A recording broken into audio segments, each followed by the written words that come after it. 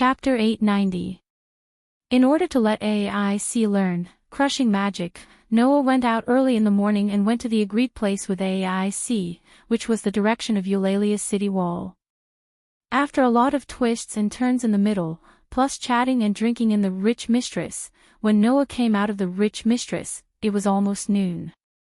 Then, little brother, we'll go back first. We had a good chat, let's continue next time. The Amazon sisters Tiona and Tiona said goodbye to Noah in front of the hotel, and they were quite enthusiastic. People who didn't know would think that these two girls were acting friendly. AIC didn't directly say anything, but she just looked at Noah as usual. Rifaya, who was on the side, glared at Noah, making Noah speechless. Riveria slightly moved closer to Noah, put her mouth close to Noah's ear, and said in a mosquito-like voice, "Be careful, those adventurers of the Apollo family may not just want to find trouble with you." Noah's heart skipped a beat, but he didn't say anything on the surface. He just nodded with a smile. "Then let's part here, we'll have a meal together in the future." "Okay." In the voice of Tiona and Tiona, Noah turned around, waved his hand, and plunged into the crowd under the gaze of a group of low-key family girls. After a while, he disappeared into the crowd. "Miss AIC." Rifaya said to AIC, who had been looking at the direction where Noah left. "Let's go." AIC nodded, and one of her hands involuntarily touched the magic activation bracelet on her wrist, then turned around and left with her companions. In the crowd, Noah walked leisurely, but he didn't bump into a single person. While walking forward, he chuckled. Did Riveria discover it as well? When the group of adventurers from Apollo's spawn blatantly showed signs of attacking, Noah more or less sensed that they had other motives.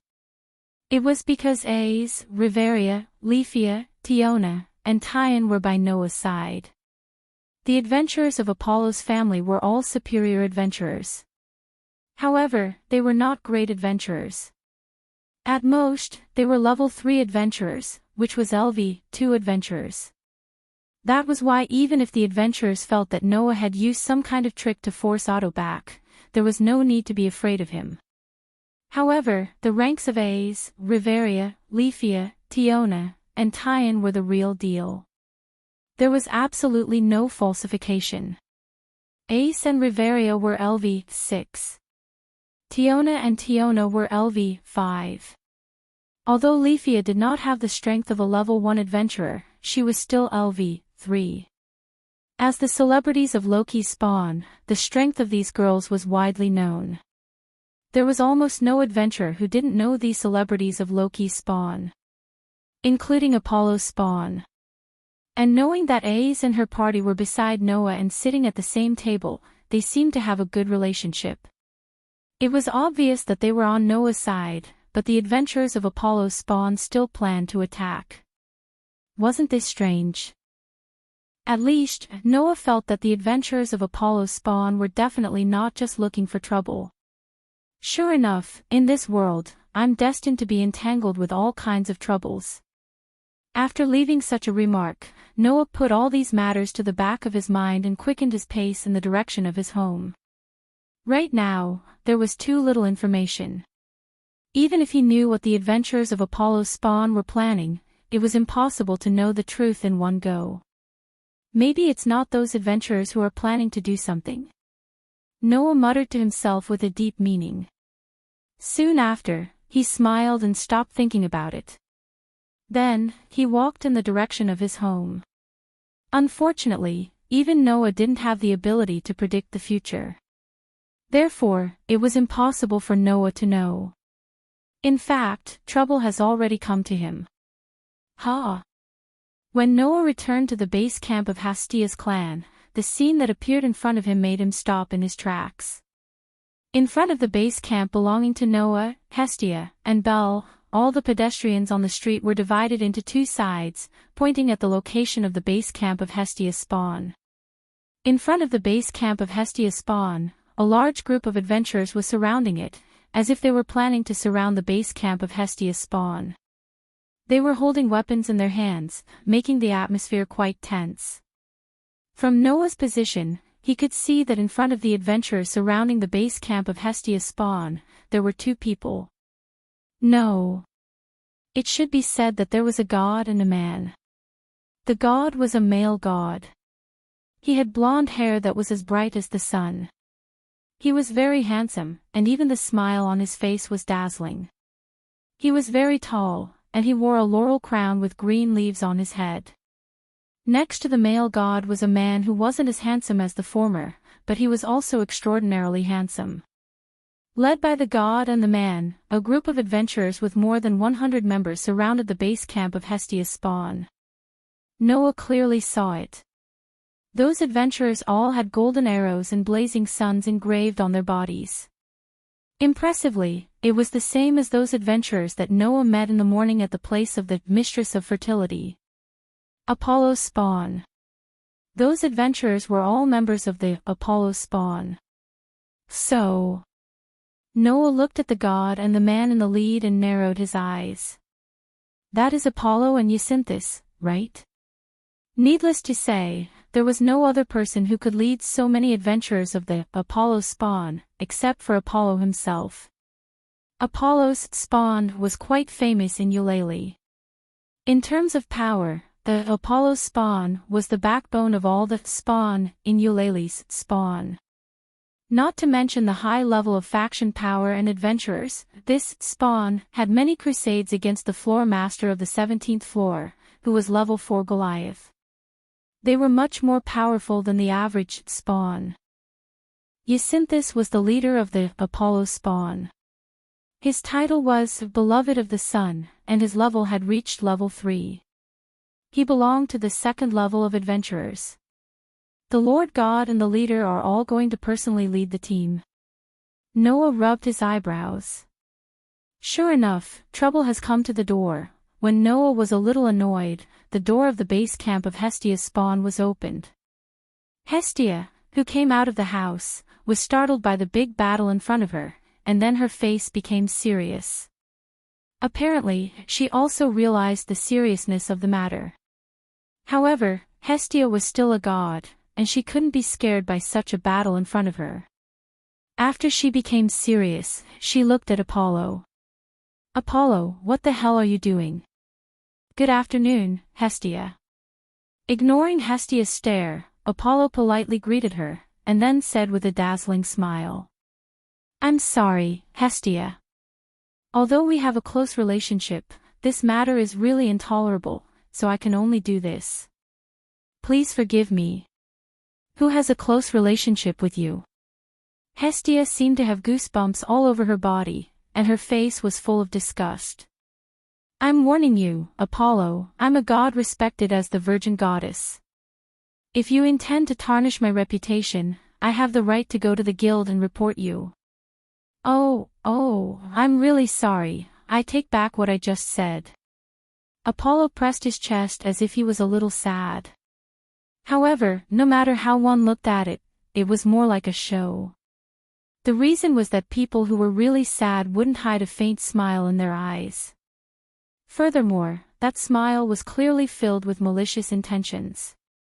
Hestia had a bad premonition when she found out that he had bad intentions. I'll be frank here, Hestia. At this time, Apollo's face once again had a dazzling smile like the sun, and he said such a sentence in front of everyone present. I hope you can hand over your child, Noah Dole. Chapter 891. I hope you can hand over your child, Noah Doria. When these words echoed from Apollo's mouth, everyone except the onlookers fell into an indescribable silence. That bastard gossip god, looking carefully, the gods who came to join in the fun were hiding in the surrounding buildings or on top of them. Many of them began to gnash their teeth as they looked down at Apollo, who was in front of the headquarters of Hestia's family. It should be noted that Apollo wasn't the only one who had taken a fancy to Noah. Almost all of these gods also had designs on Noah, but they weren't as brazen as Apollo. You. Hestia's eyes widened as she spoke without hesitation. Why? Why should I? Apollo smiled confidently. Just because of your child, my child is seriously injured. After saying this, Apollo waved to the people next to him. There, a group of Apollo's minions carried a few stretchers over. There were people lying on these stretchers one after another. Moreover, all of them were screaming in pain. Their bodies were tightly wrapped in bandages, and only their eyes and faces were exposed. Looking at the people who were tightly wrapped in bandages and still lying on the stretchers and screaming in pain, Noah narrowed his eyes in the crowd. Because those people were the adventurers of Apollo's family who were looking for trouble with Noah and the mistress of plenty. However, Noah didn't remember beating them up like this. Or rather, apart from the orc adventurer who was drenched in wine, all the other adventurers of Apollo's spawn were left in the same state they were in when they entered the mistress of plenty. Since when were they injured by anyone? Moreover, anyone with a discerning eye could tell. Those guys lying on the stretchers were screaming miserably, but they were rolling around and fighting so vigorously. They didn't look like they were seriously injured at all. In other words, those guys were all just putting on a show. Look at them, my poor children. They were beaten up by your children. My heart is broken, Apollo said sadly as he covered his chest with his hand. Hestia, tell me, how could you do that to your child? You're lying. How could Noah beat people up for no reason? Hestia was so angry that she trembled. And, are you looking down on me? I'm a god after all. Do you think I can't see that your children are all acting? The gods and the surrounding buildings nodded in agreement. For these gods who had lived for God knows how many years, the tricks of the people in the lower realm were too naive.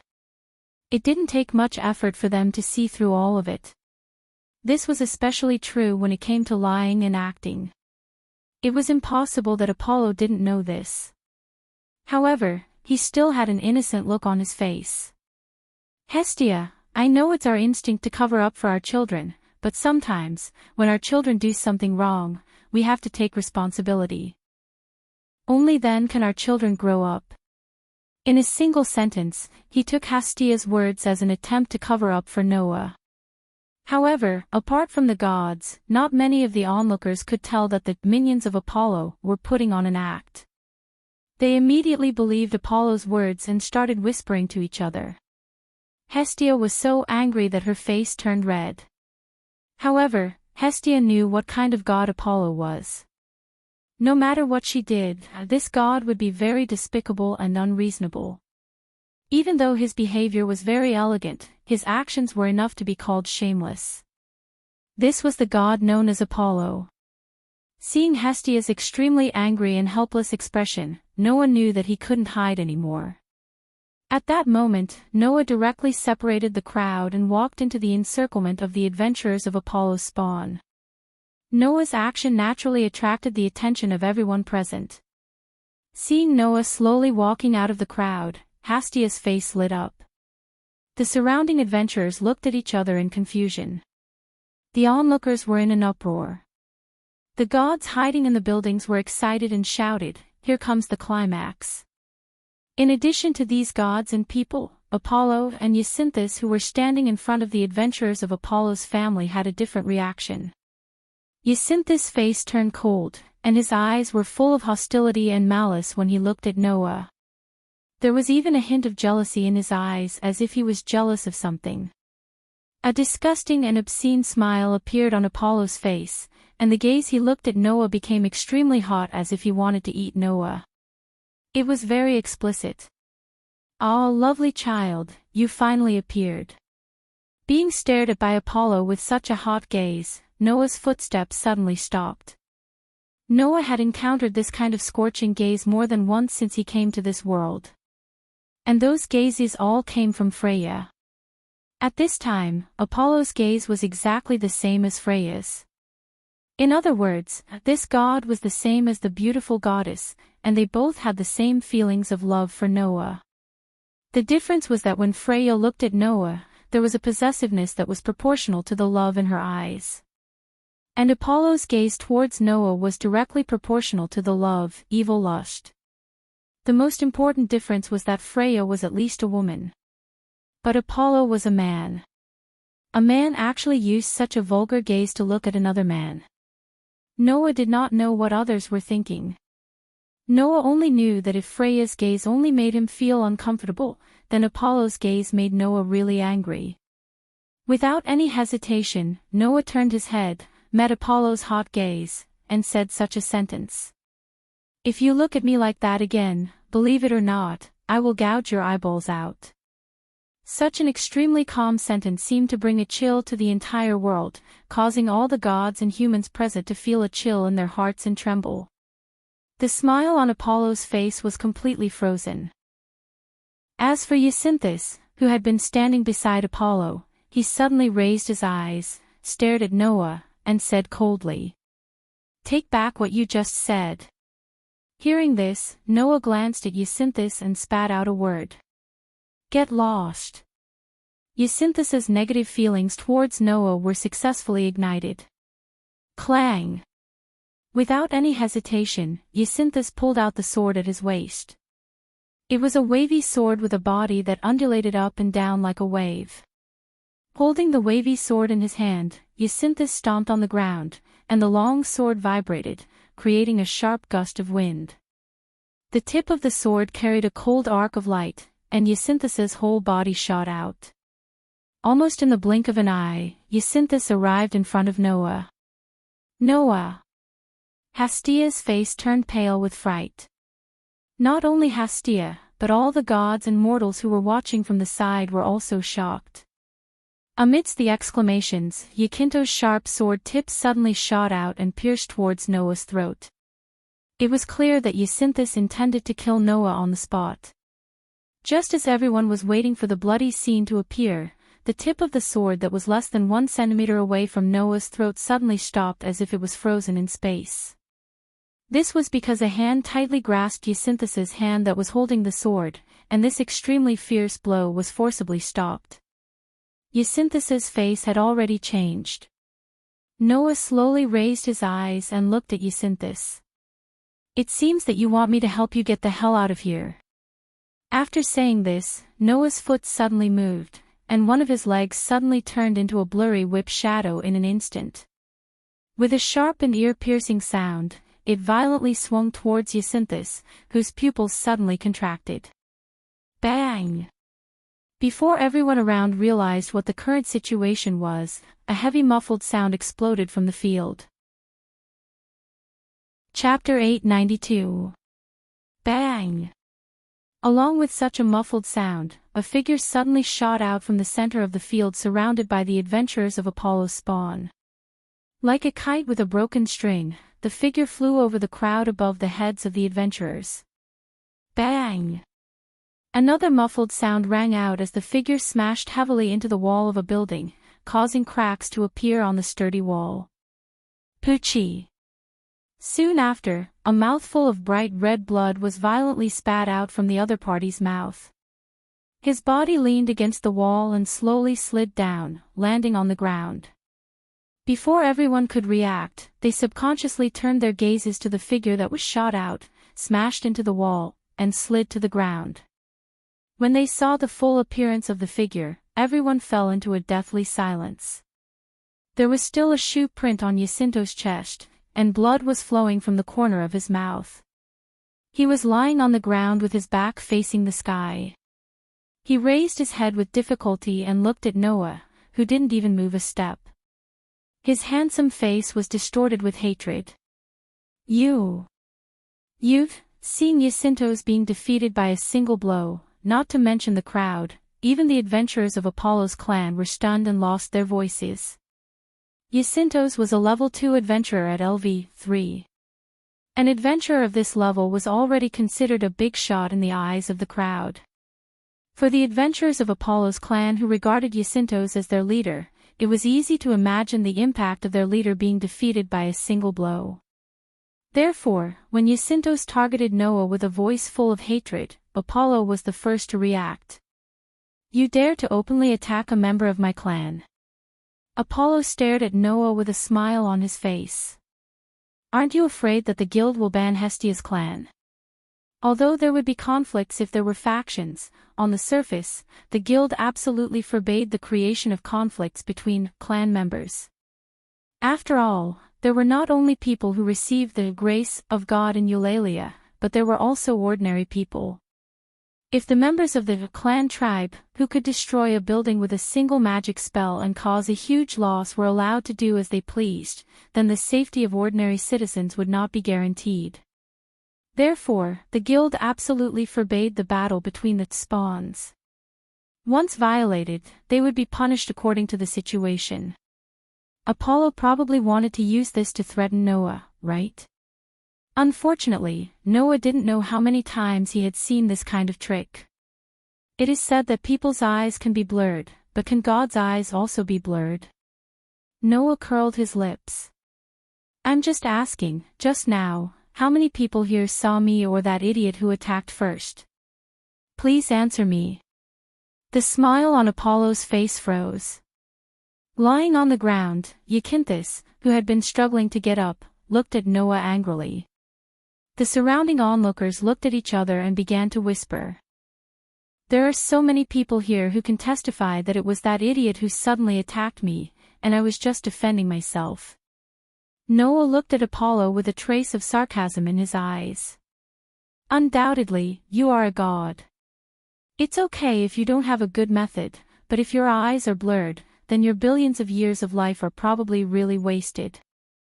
Noah's merciless words made the surrounding onlookers all make an uproar. Even Apollo was stunned and didn't react at all. That was natural. Even if he came to the lower realm and lived like an ordinary person, Apollo was still a god who was respected by the people in the lower realm. Such a god was actually despised by Noah in front of so many people. Who wouldn't feel shocked? However, Noah's words weren't finished yet. Also, you purposely sent your men to the hotel to cause trouble for me. That was your trick too, wasn't it? Noah glanced at the adventurers lying on the stretchers. First let us have a conflict, then slander me in this way. Although this method is ordinary, it is quite effective. With such a sentence, Noah raised a hand.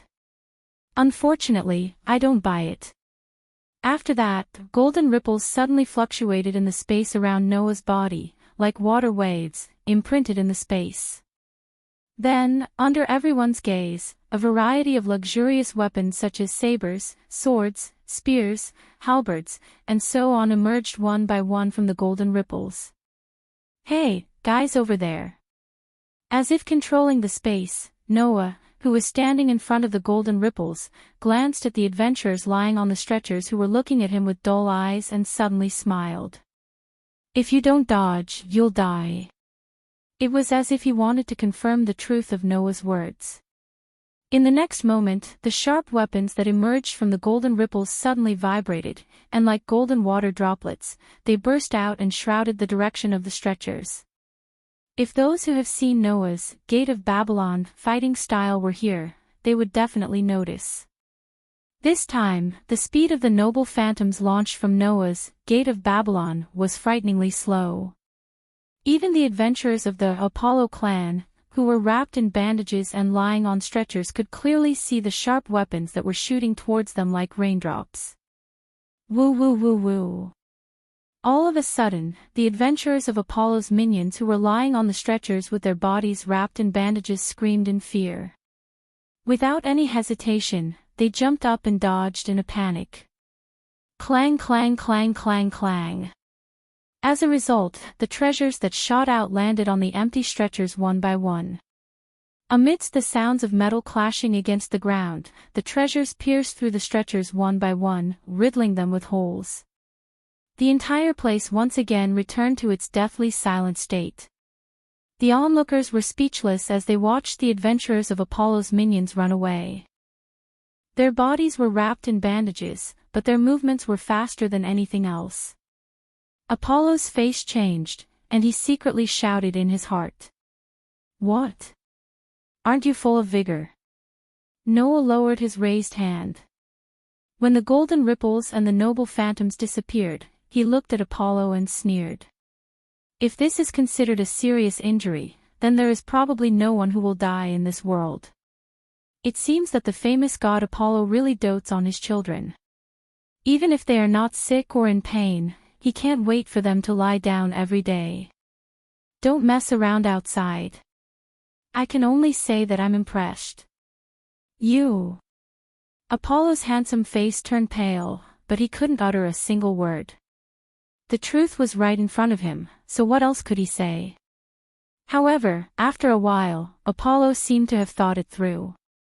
He took a deep breath and revealed a dazzling smile. No wonder you're so obsessed with Goddess Freya.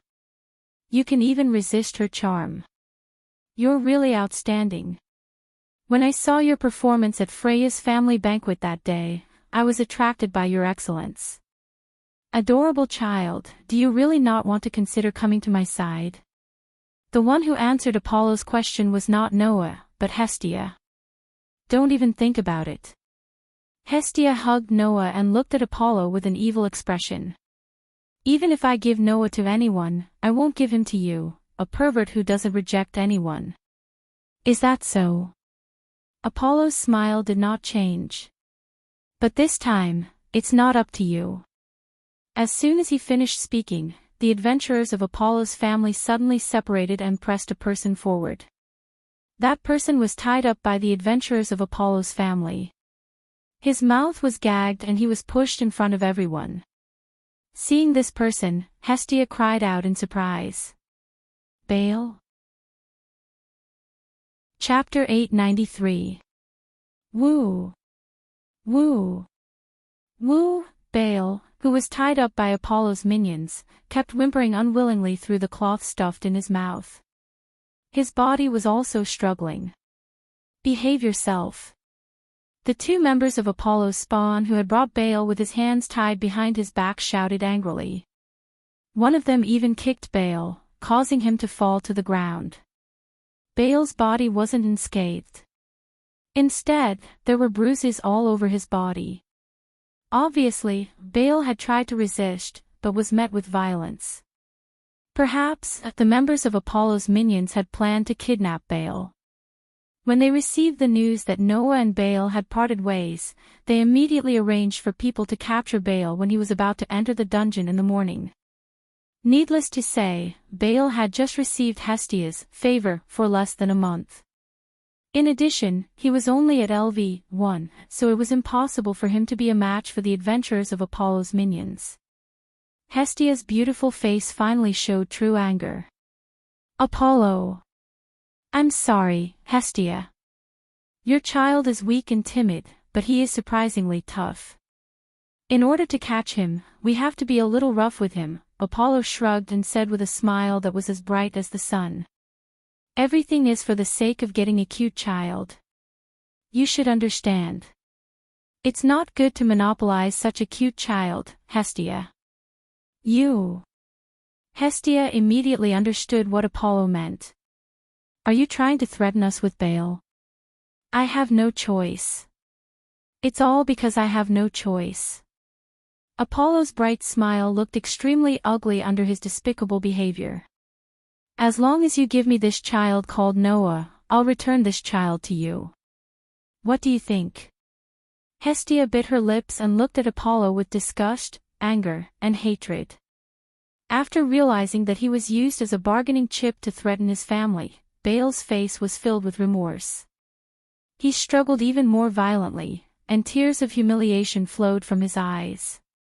Enraged by Baal's desperate struggle, the two adventurers from Apollo's spawn smacked their lips. Didn't I tell you to behave yourself? Suddenly, the two adventurers raised one foot at the same time, intending to kick Baal. Baal was shocked. He quickly closed his eyes and braced himself for the coming pain. Bang! In the next instant, a muffled sound rang out. Goo! A muffled groan was heard as well. No. It was not a single sound. Instead, it was two groans that overlapped each other. Immediately afterward, the two adventurers from Apollo's clan who pushed Baal over followed the same fate as Yakintos. They were shot backward like bullets and smashed into the walls of the surrounding buildings. Their heads tilted to one side, and they passed out. Baal, who did not feel the pain he imagined, opened his eyes with palpitations. Then, Baal realized that the two adventurers from Apollo's clan who pushed him down had disappeared. His body suddenly floated in the air, and when he landed on the ground again, his position had changed. Baal is no longer surrounded by Apollo's minions. Instead, he has arrived beside Hestia at an unknown time. Baal? Hestia was startled. What? Apollo and the people around him were all shocked. What's going on? The gods who were hiding in the buildings all opened their eyes wide. They looked surprised. In the eyes of these people, Baal was about to face the violent confrontation between the two adventurers of Apollo's spawn, but in the next second, the two adventurers of Apollo's spawn were sent flying. At the same time, Baal inexplicably moved from Apollo's side to Hestia's side as if he had teleported. Everything happened in an extremely baffling manner. Only Noah was half kneeling on the ground. He slowly untied the rope on Baal's body and removed the cloth from Baal's mouth. How are you? Are you okay? Leader. Baal didn't know how to react. He was at a loss for a moment. I have a good rest. Noah smiled, stood up, and turned around to face Apollo. Apollo couldn't help but take a step back when he saw Noah's eyes. This was because Apollo could see it clearly. In Noah's deep and dark eyes, all the emotions had disappeared. The only thing that remained was the calm before the storm, a calmness that made one's heart tremble. Hestia, Noah suddenly said. The guild does have a rule that spawn shouldn't have a direct conflict with each other, right? Ha! Hestia didn't react to the sudden change in the situation. She was startled by Noah's question, but she still answered subconsciously. Yes. Yes. But when the conflict reaches a certain level, and the two sides can't stop the fight, what should we do? Noah asked in a voice that was so calm that it was chilling. Is there no reasonable way to resolve the conflict between the two sides? Hestia was silent when she heard Noah's question. But after a while, Hestia said with a bitter smile, "Don't worry. Although I don't know if it's a way to resolve the conflict, there is a game that allows both sides to fight legally." A game? Noah asked directly. What kind of game? A war game, Hestia answered Noah's question with a serious tone. It's a kind of game where you apply to the guild, let the gods be witnesses, and let the two main gods who decide the battle set the rules, let the members of the clan fight, and the god who wins can control the life and death of the defeated party, and can make any request. Is that so? Noah suddenly smiled. That couldn't be better. Apollo already had a bad feeling when Noah asked Hestia the question as if there was no one else around. Now that he saw Noah's emotionless smile, the bad feeling in Apollo's heart became even stronger. Apollo's lips trembled as he asked. What? What do you want to do? If your eyes and morals are bad, then don't let your ears be bad as well. Noah looked around at all the members of Apollo's family. Finally, his gaze stopped on Apollo. Didn't you hear it just now? Could it be? Apollo was stunned. You want to, let's have a war game. Noah's voice echoed clearly in the surroundings. A war game between Hestia's spawn and Apollo's spawn. The surrounding crowd burst into an uproar when they heard Noah's words. From the buildings, the gods all came out and shouted excitedly. Good. It's finally here. It's a war game. Hurry up and agree. Apollo. Hurry up and agree. For those gods who loved entertainment, a war game between two spawns was like a popular competition. It was natural that they would be happy to see it. Are you sure? Apollo's face twitched and he forced a smile. No matter how strong you are, there are only two people in your spawn. My spawn is hundreds of times more than yours. Are you sure you want to play a war game? Noah did not answer Apollo's question. Instead, he glanced at the members of Apollo's family. Trash like this, no matter how many of you come, it will be a waste. With just one sentence, he successfully infuriated all of Apollo's minions, as well as Apollo himself. Okay. Apollo replied loudly. I'll accept your suggestion of a war game. All the gods who had been waiting for this moment cheered loudly. Even the onlookers in the surroundings were excited and started to shout loudly. From the beginning to the end, Hestia did not make any reaction. It was as if she had known Noah's plan when he asked her the question. She just looked at Noah. There was no blame in her eyes, only trust. Noah smiled from the bottom of his heart. Chapter 894. Hiss. In the base camp of Hestia's clan, Baal, who was supported by Noah, immediately let out a painful groan as soon as he sat on the sofa. Although he did not suffer any serious injuries, Baal's body was covered with bruises.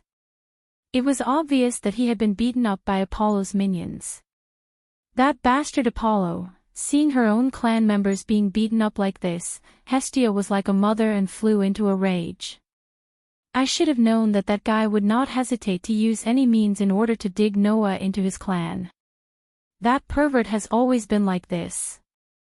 Has it always been like this? Noah turned his head and looked at Hestia. Does that disgusting god always do this kind of thing? Don't you know? Hestia's pretty face was filled with extreme disgust. More than 80% of that Prince Charming's family members were chased by him using all kinds of methods and shameless methods of pestering. Pursued. Noah was stunned and said with some uncertainty. Did you just say pursued? Yes. Hestia's face was full of displeasure, as if she had swallowed something disgusting. Apollo is famous for being an affectionate Prince Charming, and he doesn't reject anyone.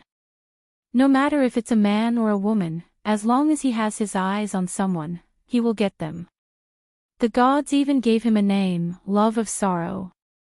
That guy's willingness to reject anyone has reached a level that is incomprehensible to people. Hearing Hestia's words, Noah was speechless. At first, when Apollo looked at Noah with such a burning gaze, Noah thought that it was because he had taken a fancy to his abilities. Like the other gods, Apollo wanted to poach him into the family tribe and use him for himself. However, from Hestia's words, although he did not want to think so, Noah had to be sure that the disgusting god really treated him with the same feelings as Freya.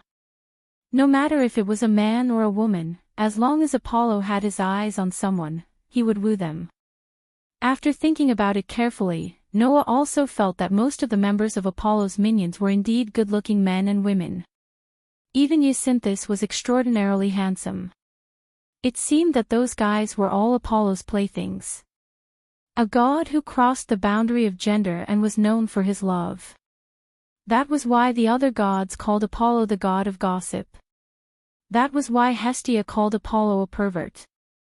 It seems that Apollo was also present at Freya's banquet last time.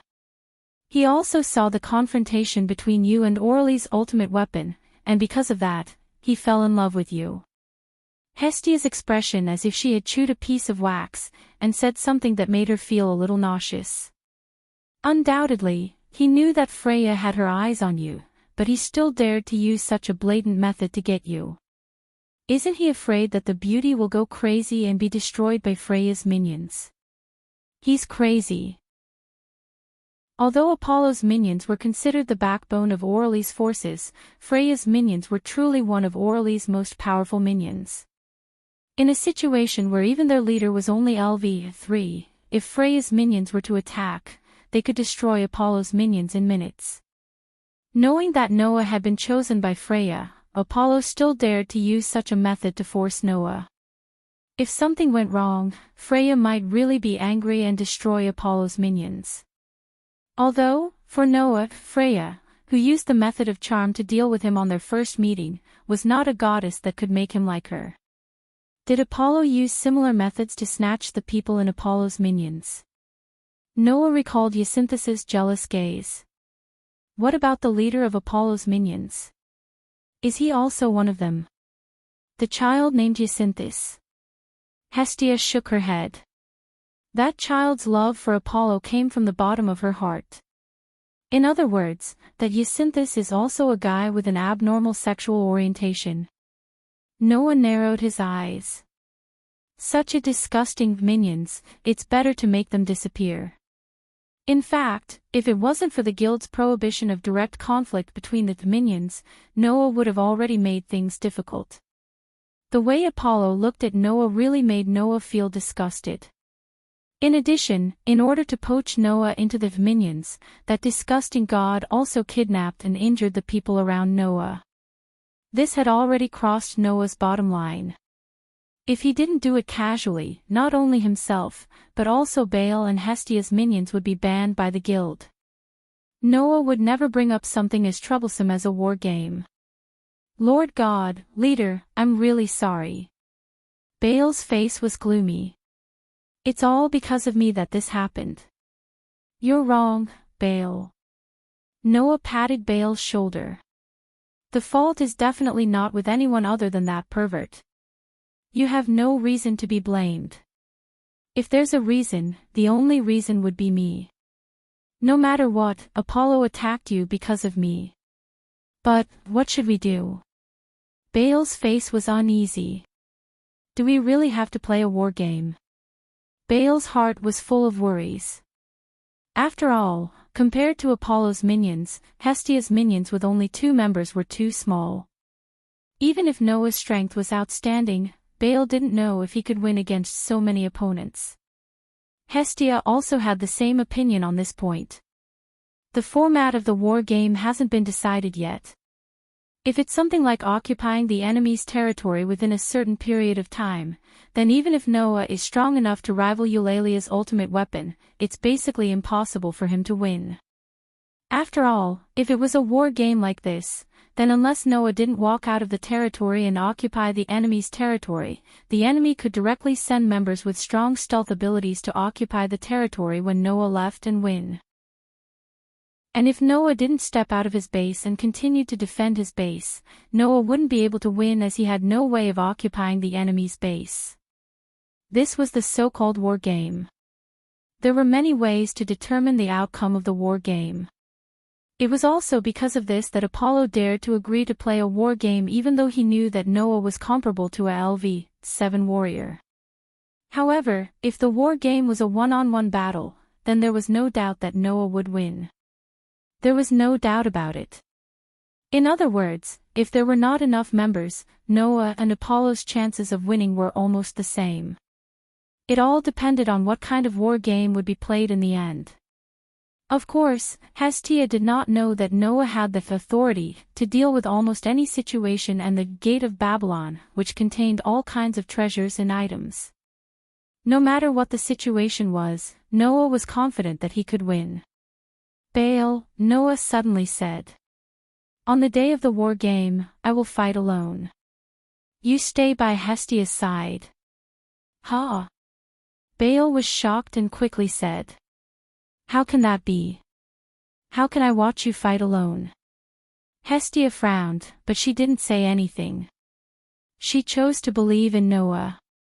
In response, Noah just smiled at Hestia and then said to Baal, I have my own considerations. I have my own considerations. So, Baal, stay by Hestia's side and protect her. Who knows what kind of underhanded tricks Apollo will use? That should be impossible, Hestia said. To put it bluntly, the war game is just a proxy war between the gods. For the gods, it's just like a competition, a form of entertainment. If Apollo really intends to use any underhanded means that will affect the outcome of the game, he will definitely become the enemy of all of Eulalia's spawns. If that's the case, then Apollo is really courting death. It's better to be safe than sorry, Noah said. In short, you just need to trust me. Hestia and Baal looked at each other and nodded helplessly. Chapter 895. Tap, tap, tap, tap. In a luxurious corridor that was as white as a temple, Hestia, who was wearing a formal dress, walked forward with a serious expression on her face. Her footsteps echoed clearly in the surroundings like a melodious song, with a rhythmic sound. Hestia. After a while, a very mature female voice called out to Hestia. Hestia stopped and turned around to look behind her. Over there, a tall and slender goddess was also wearing a formal dress. She slowly walked towards Hestia. Seeing the tall and slender goddess, Hestia's tense face slightly relaxed. Hephaestus, she was none other than Hephaestus, the one who had taken Hestia in for quite some time. She was Hestia's best friend and had the nickname of the god of forging, Hephaestus. It had been more than a month since he said goodbye to Hephaestus in the house of Hephaestus's family. In the past month, Hestia hadn't gone to see Hephaestus. So, Hestia and Hephaestus hadn't seen each other since she formed her clan with Noah. After all, a month's time was simply too short for a god who had lived for billions of years and whose life was eternal. Hestia and Hephaestus hadn't seen each other for such a short period of time, so it wasn't enough to make them miss each other. However, Hephaestus wasn't very nice to Hestia. I didn't expect that in less than 2 months after the formation of your clan, you would dare to fight with the backbone of Apollo's clan. You're quite capable, aren't you? If you want to complain, complain to Apollo. Hestia's face was full of displeasure. Who knows what that pervert is thinking all day long? He suddenly came to find trouble with me. I only know that he has his eyes on my closest child. For him, even if Freya and Loki's clan comes, I won't admit defeat easily, let alone the backbone clan. In fact, didn't Freya already have her eyes on Noah? Loki seems to have been thinking about him too, right? Hephaestus sighed. You really don't go a day without trouble. Didn't I tell you? Hestia turned her head and continued walking forward. If you want to complain, complain to those guys. Well, it's not your fault, Hephaestus said with a wry smile as she followed Hestia forward. Let me say this first. I won't be able to help you much during the meeting. Those gods have been yearning for entertainment for a long time, and none of them will let go of this opportunity. My words won't be of any help to you. Hestia nodded with a heavy heart. The so-called meeting of the gods was actually a gathering organized by a group of gods to relieve boredom. This kind of gathering would be held once in a while, and the interval was usually 3 months. At the gods' meeting that was held once every 3 months, the gods would have a casual chat. They would also exchange the latest information and inquiries from all over the world. At the same time, they would also exchange opinions on various aspects regarding the problems between the gods' families. It could be said that there was a variety of things to be said. Awarding titles to the senior adventurers who had reached LV2 was also part of the meeting. Therefore, although Noah had reached LV2, if he wanted to get a title, he would have to wait until the meeting that was held once every 3 months. Today, the meeting for the war game between Hestia's clan and Apollo's clan began in advance. In this meeting, the gods would be the witnesses and witness the discussion between Hestia and Apollo on the topic of war games. The form of the war game would be decided in the meeting, and the form of the war game would be decided in the meeting. The meeting place of the meeting was on the 30th floor of the Tower of Babel, which was located in the center of Ololai. It was a floor that looked like a temple in the sky. Hestia and Hephaestus walked through the corridor together and entered a very spacious hall. In this hall, there was no furniture except for an oversized round table. Around the round table, gods of all shapes and sizes sat at fixed intervals. Apollo, who was sitting at the head of the table, had been looking in the direction of the entrance. When he saw Hestia, he immediately showed a sunny smile. You're finally here, Hestia. Hestia's face immediately darkened.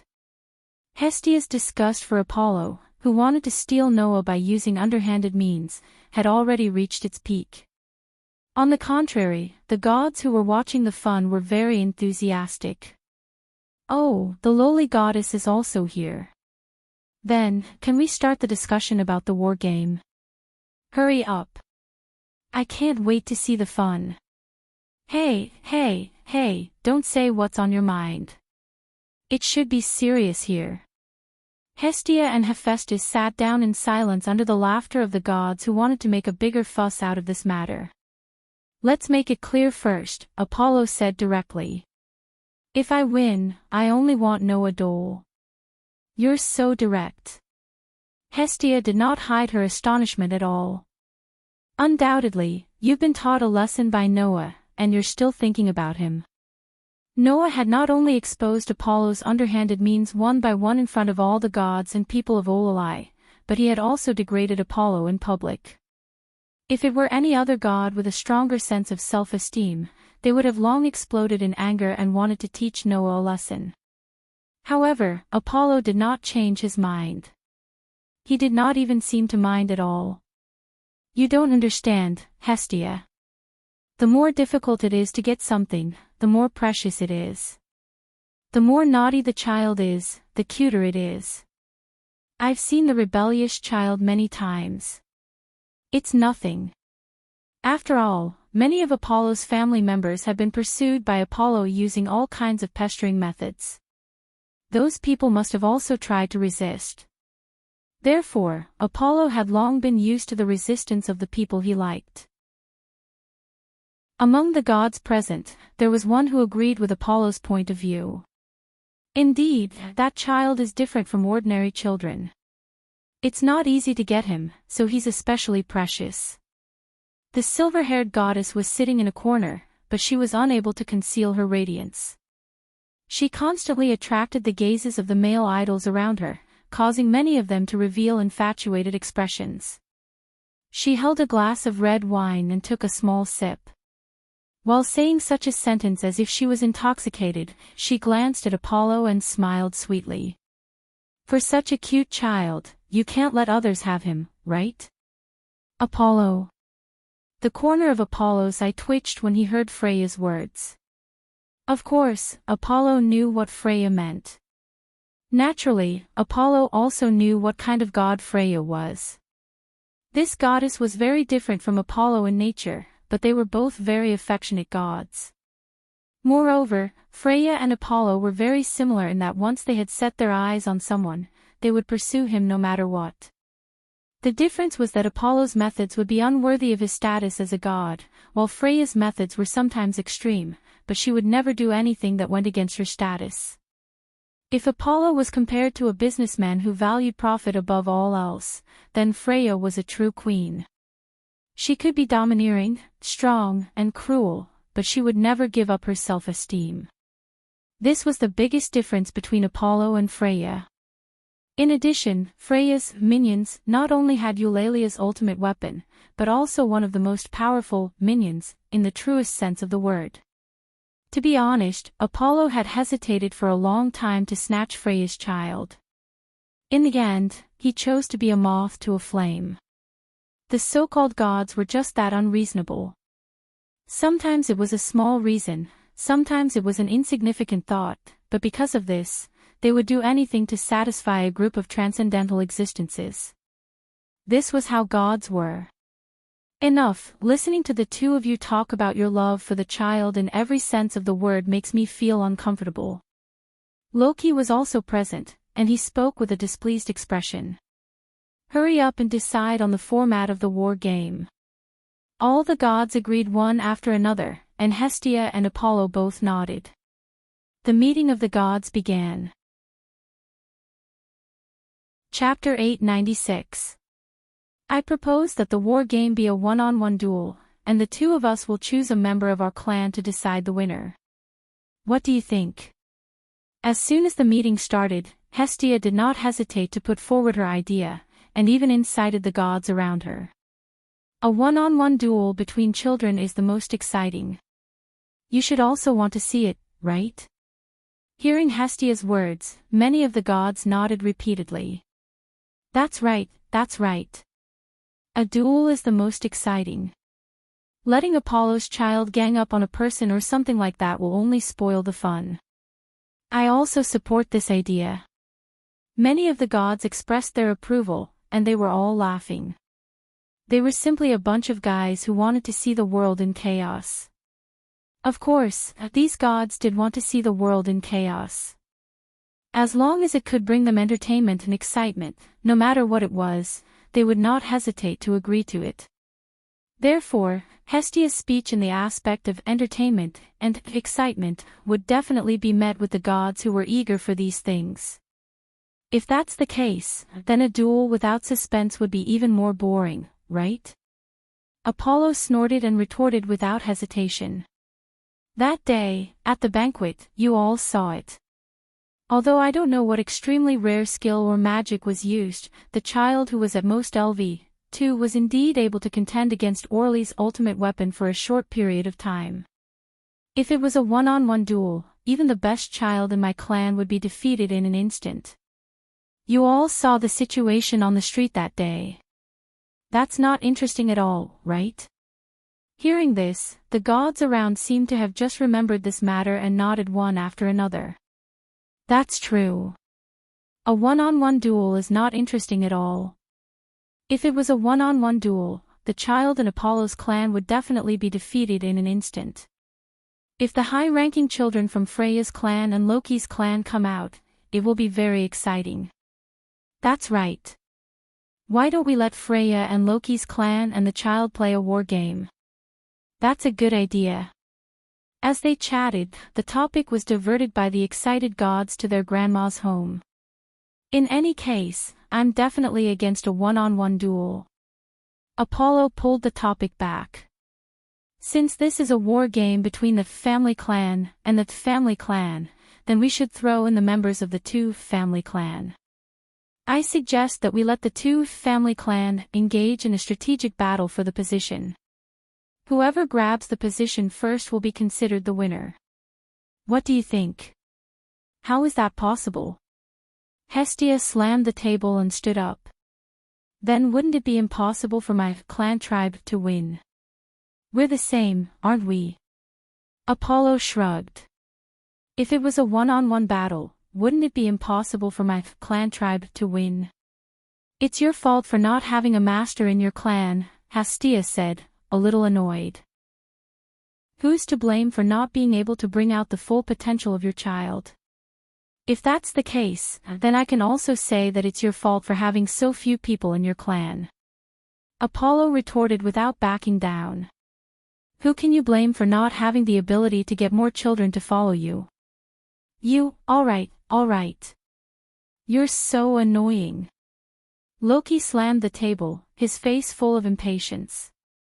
Let's have all the gods here write down their own ideas. Then, we'll draw lots to decide. Loki's suggestion was approved by all the gods present. Hestia and Apollo could only shut their mouths in the face of such a fair proposal and nodded in agreement. After a while, a box was placed in the middle of the round table, and each god placed a piece of parchment on the table in front of them. Then, each god wrote down their own ideas on the parchment and began to collect the parchments. After rolling them into balls, they threw them into the box. Hestia wrote the words, duel, on her own piece of paper. Naturally, Apollo wrote the words, positional warfare, on his own piece of paper and put them into the box one by one. When the lot was ready, Loki stood up.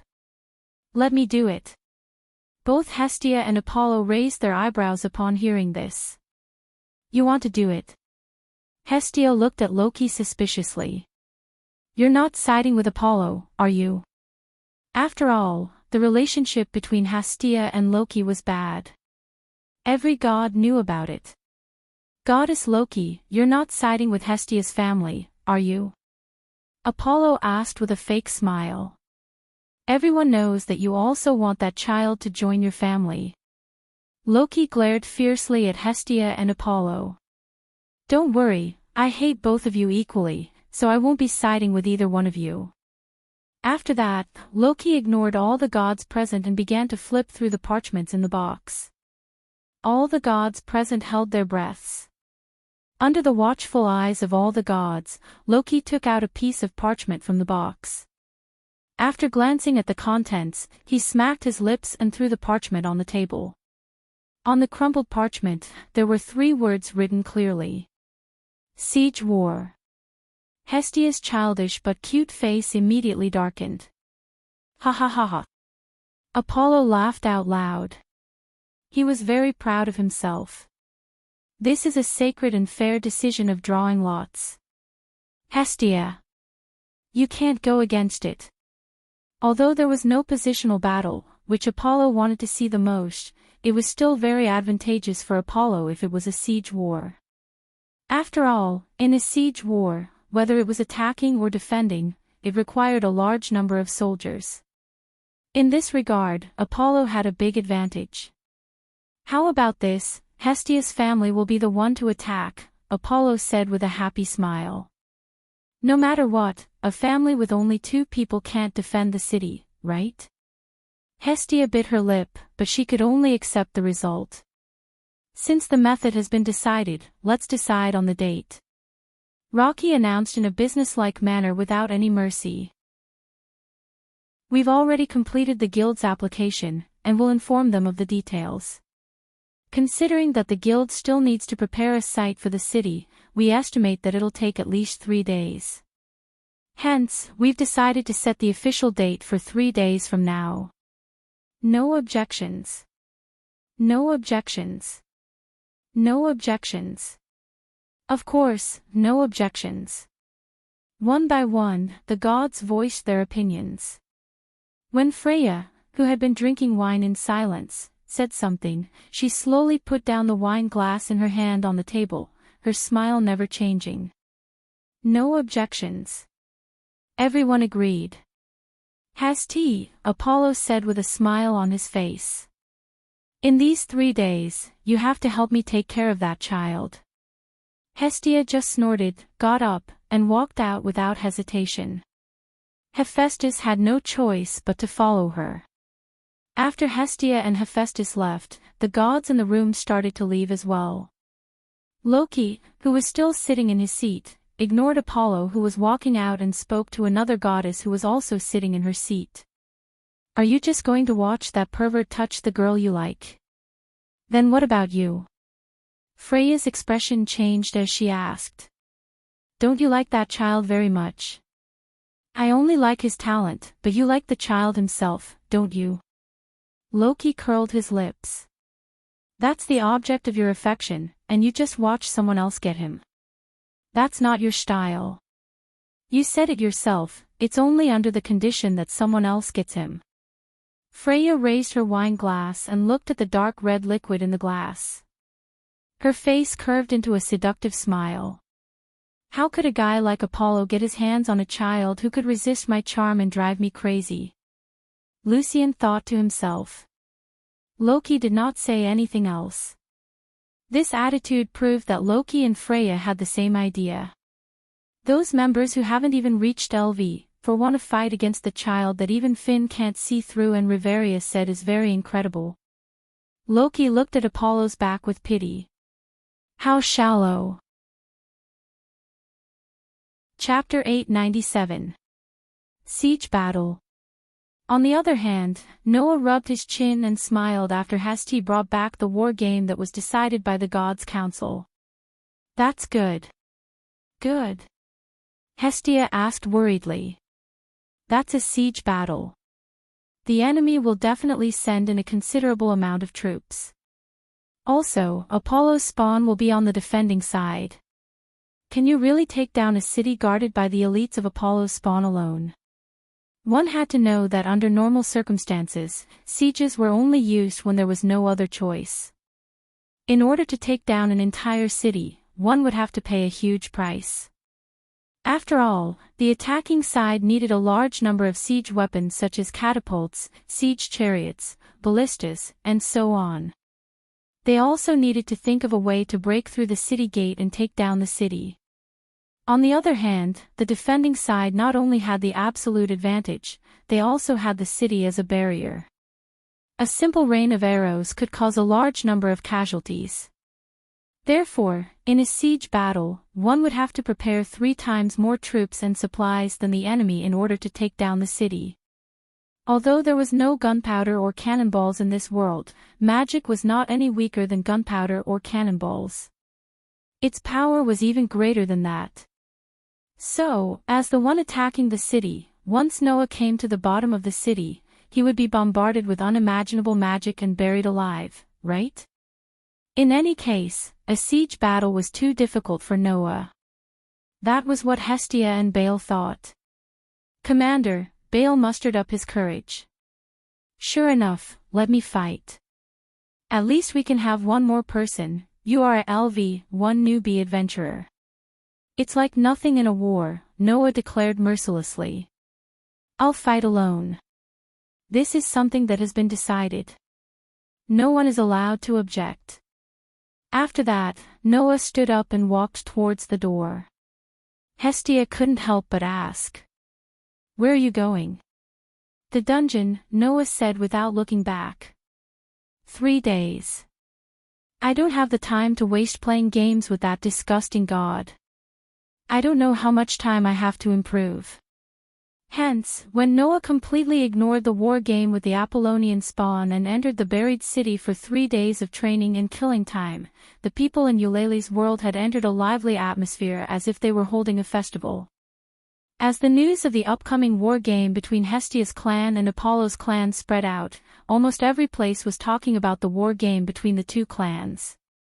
Basically, most people thought that Hestia's spawn, which only had 2 members, had no chance of winning against Apollo's spawn, which was hundreds of times more numerous. On the contrary, the gods seemed to be looking forward to an upset. They kept promoting how powerful Noah Doria was. As a result, even the ordinary people in Eulalia began to know that Noah had the strength to contend with LV7, and all of them became noisier. Under such circumstances, Apollo's spawn quietly left Eulalie. Not long ago, the guild had conveyed the location of the war game. Therefore, as the defending side, Apollo's spawn began to set off in advance to prepare in their own city. This time, the war game would take place in a ruin. It was a place built on a plain with no forests, no hills, and a walled city in the middle.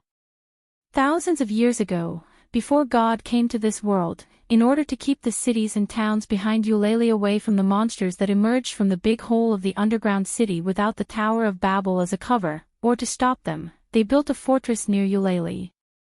Although almost all of these walled cities had turned into ruins today, only this walled city was still more or less in use until a century ago, so it was still intact. This time, the war game chose this walled city as the battlefield. It took a day for 110 people belonging to Apollo's spawn to arrive here. These 110 people were almost all the members of Apollo's spawn that could be used. The rest of the people who didn't come were either support, novice adventurers, or other members who were in charge of clerical work and couldn't play an effective combat role. After arriving here, these people began to busy themselves with the repair work of the city wall, or the storage and allocation of spare weapons, items, food, and so on. It could be said that the preparations were complete. Obviously, even if the situation was very favorable to Apollo, the gods still didn't want to be overturned by unnecessary carelessness. Just like in the beginning, in order to get Noah, Apollo not only prepared to find trouble in the hotel, but also kidnapped Bear. From this point of view, Apollo did have some redeeming qualities. Thus, time gradually passed while Eulalia's gods and humans were bustling with activity, and Apollo's minions were quietly busy. 3 days passed in the blink of an eye. It took a whole day to set off from Eulalia to the location of the war game. The guild used 3 days to prepare the site. 1 day was used to prepare for Apollo's spawn, who were the defenders of the city. Therefore, 2 days after the end of the gods' assembly, Apollo's spawn set off. As for the attackers, Hestia's spawn could only set off after 3 days. Plus the 1 day it took to move, the real war game actually took 4 days to start. On this day, Noah left Eulalia early in the morning and went outside. Here, a carriage had been prepared for a long time. Noah didn't even bring any luggage with him. He wore casual clothes and went to the city gate built on the city wall. He stopped in front of the carriage that was responsible for taking him to the war game stage. Hestia and Bear were also here.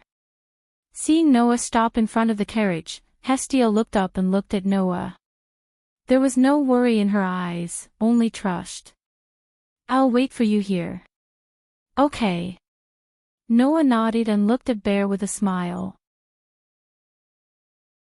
"I'll leave Hestia to you." "Yes."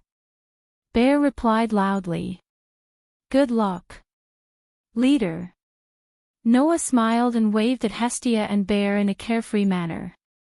Then he got into the carriage. Through the window of the carriage, Noah looked at Belle and Hestia, who were staring at him from the outside, and said calmly, "Don't worry about it. Let's go back. It won't take long." Hestia and Belle seemed to be influenced by Noah's confident words. Their expressions softened a lot. After nodding heavily, they turned around and returned to Eulalia without hesitation. Soon, the wheels of the carriage started to turn slowly. Accompanied by the neighing of the horses, the carriage gradually sped up, gradually moving towards its destination. Looking at the scenery outside the window that was gradually moving backward, Noah let go of the curtains and leaned against the carriage, holding a piece of paper in his hand. On this piece of paper was the information recorded. Noah Dole LV. 2 Strength, SSS, 1307, Durability, SSS, 1310, Dexterity, SSS, 1308, Agility, SSS, 1318, Magic, SSS, 1300, Mystery, iMagic, Skill Frowny Face Protection from the World, a permanent skill. It was equivalent to luck. Events that were directly related to luck would eventually lead to the most favorable outcome. There were only 3 days.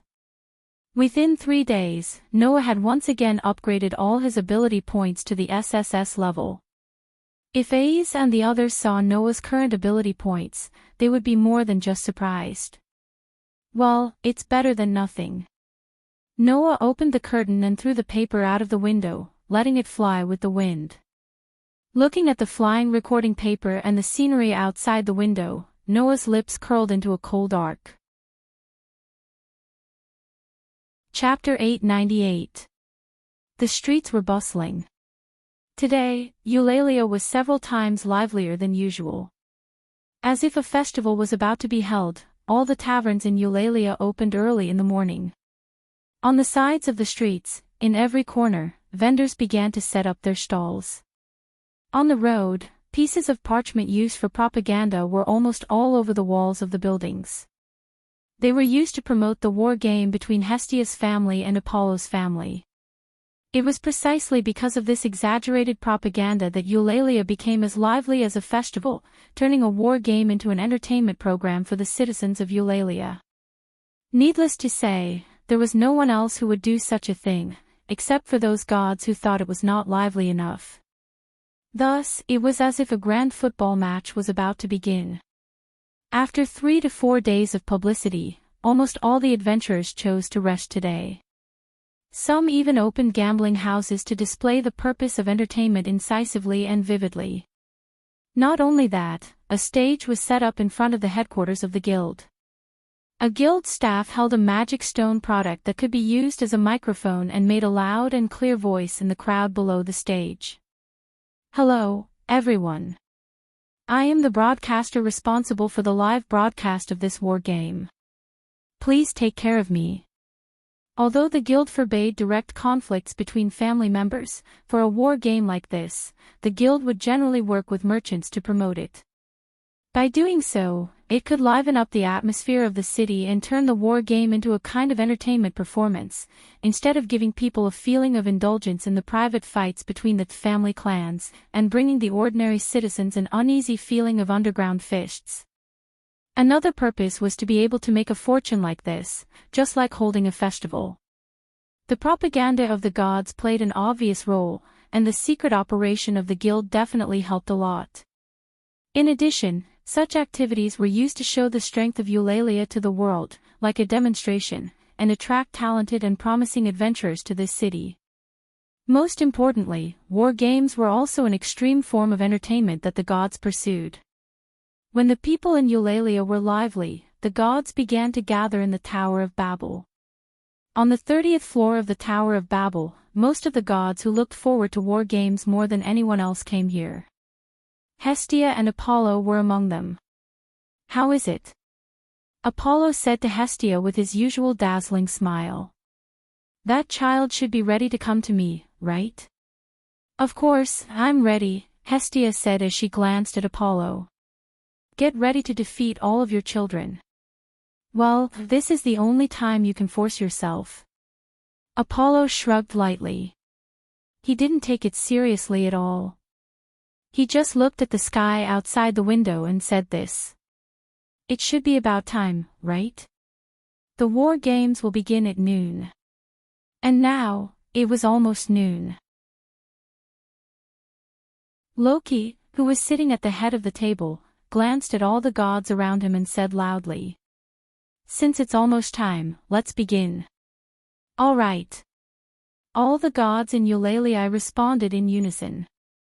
Then, they reached out their hands and snapped their fingers. But at this very moment, whang! In Eulalia's world, whether it was the tavern, the street corner, or the front of the guild headquarters, many projection-like screens suddenly appeared in the air. On the screen, a city was reflected on it. That was the city that Apollo's minions were guarding. Wow! The countless round screens that appeared in every corner of the city caused a commotion in the sky above the city. Such an incredible thing could only be done by a god. In the lower realm, the gods had set a rule that they could never use the power of a god. If a god was found to be using the power of a god in the lower realm, that god would be sent back to the heavens. However, there were exceptions to everything. In the lower realm, the only power of a god that was allowed to be used was the ability called God's Mirror, which was similar to clairvoyance. This ability could broadcast everything that happened in a place that the gods wanted to see, no matter how far away it was. In order to allow the gods to enjoy the activities planned in the lower realm, this was the only exception that was allowed to be used. Of course, it could only be used when entertainment and activities such as war games were taking place. Otherwise, if it was used in private without permission, it would be banned. With this ability, even if it was far away from the war game, the people in Eulalia could see the whole process. Therefore, when the citizens began to clamor, the broadcaster in front of the guild headquarters began to explain. This time, the war game will be carried out by Hestia's family and Apollo's family. It will be a siege battle. First, we can see that the members of Apollo's family are ready in the city.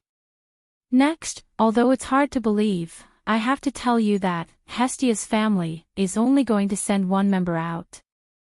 So, where is this Noah Doria who has been rumored to be a god during this period of time? The bell announcing the start of the war is about to ring. The broadcaster's tone was very excited, and it brought everyone's emotions to the peak. Until, at a certain moment, the sound of a huge bell suddenly rang out. Clang! Accompanied by such a loud bell, the live broadcaster announced loudly. I announce. The war game belongs to Hestia's family and Apollo's family. It officially begins. Oh! Cheers that resounded through the sky rushed into the sky. On the other side, in a city far away from the Great Wall, the handsome human young man, Yacentos, sat on a throne in the middle of the city. Through the window, he looked at the city that was filled with members of his guild. The war was in the form of a siege war. The war would last for 3 days. As long as Yacentos, the general, could survive these 3 days or make the only member of the enemy, Noah Doria, unable to fight, it would be the victory of Apollo's family. However, if Noah broke into the city and defeated Yacentos, the leader of Hestia's family, it would be the victory of Hestia's family. In this situation, Yacentos looked out of the window with a gloomy expression filled with hatred. It's obvious that guy won't break into the city openly. He will definitely choose to sneak in, find me, and kick me off the throne to win, right? Because of this reason, Yakintos gathered almost half of the members of his family tribe around him, and the rest were all patrolling the city. It could be said that the city was heavily guarded. This city was actually quite big. Originally, this was a fortress that was not enough to defend with 110 people. Therefore, Yakintos's arrangement reduced the number of soldiers in the city by half, and the number of soldiers in the city became even more insufficient. It doesn't matter. Anyway, that guy will definitely come here. Yakintos clenched his hand that was on the armrest of the throne, and his handsome face was twisted. When you come here, I will make you pay for the humiliation from a few days ago. Yakintos admired Apollo very much. From the beginning, Yakintos was full of jealousy and hatred toward Noah, who was favored by Apollo. This was the reason why Yakintos didn't hesitate to kill Abel as soon as he found an opportunity. Unfortunately, Yakintos's strength was only worth a kick from Noah. Recalling the embarrassment and humiliation that day, the hatred in Yakintos's heart began to boil. I won't let you go. I will never let you go, Noah Doria. At this moment, an instinctive sense of crisis suddenly appeared in Yakintos's mind, and his expression froze. Leader. A member of the group suddenly pointed outside and shouted with a face full of shock. There. Yakintos looked outside almost subconsciously. Then, Yakintos saw it. The originally clear sky suddenly seemed to be boiling, and a layer of dark clouds suddenly rolled up, like a whirlpool madly rolling up. What happened?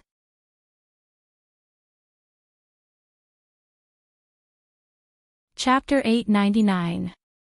Dang! When the bell that announced the start of the war game rang from an unknown direction and spread throughout the ancient ruins, unlike Eulalie who was excited, the members of the Apollo family who were acting as soldiers in the city at the center of the battlefield felt their hearts skip a beat. This time, the war game was in the form of a siege battle, and the battle time was set to be 3 days.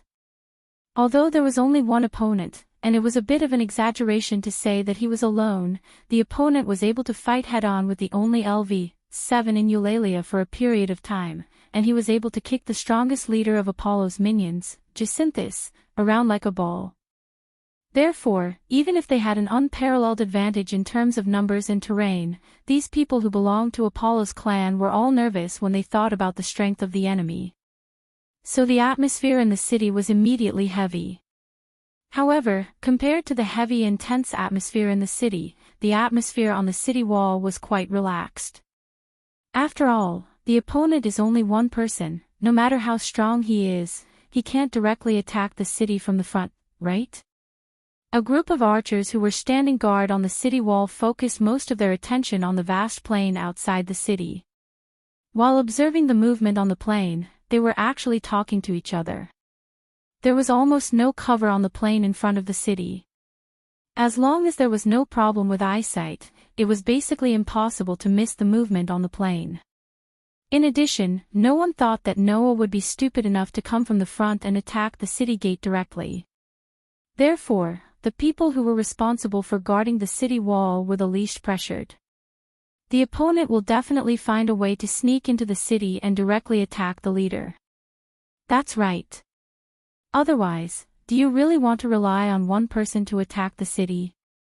Only a fool would do that. The members of Apollo's clan who were guarding the city wall believed so. Well, maybe the opponent will use magic on the first day to test the thickness of the city wall. If he can use magic to break the city wall, then he should choose to attack the city from the front, right? But, unfortunately, we are archers. Yeah. Generally speaking, the power and range of the magic was proportional to the length of the spell that needed to be chanted. If it was the kind of magic that needed a very long chanting time, then the power of the magic would definitely be unimaginable.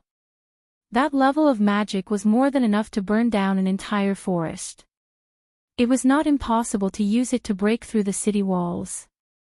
However, the longer it took to cast a powerful spell, the greater the consumption of spiritual energy would be.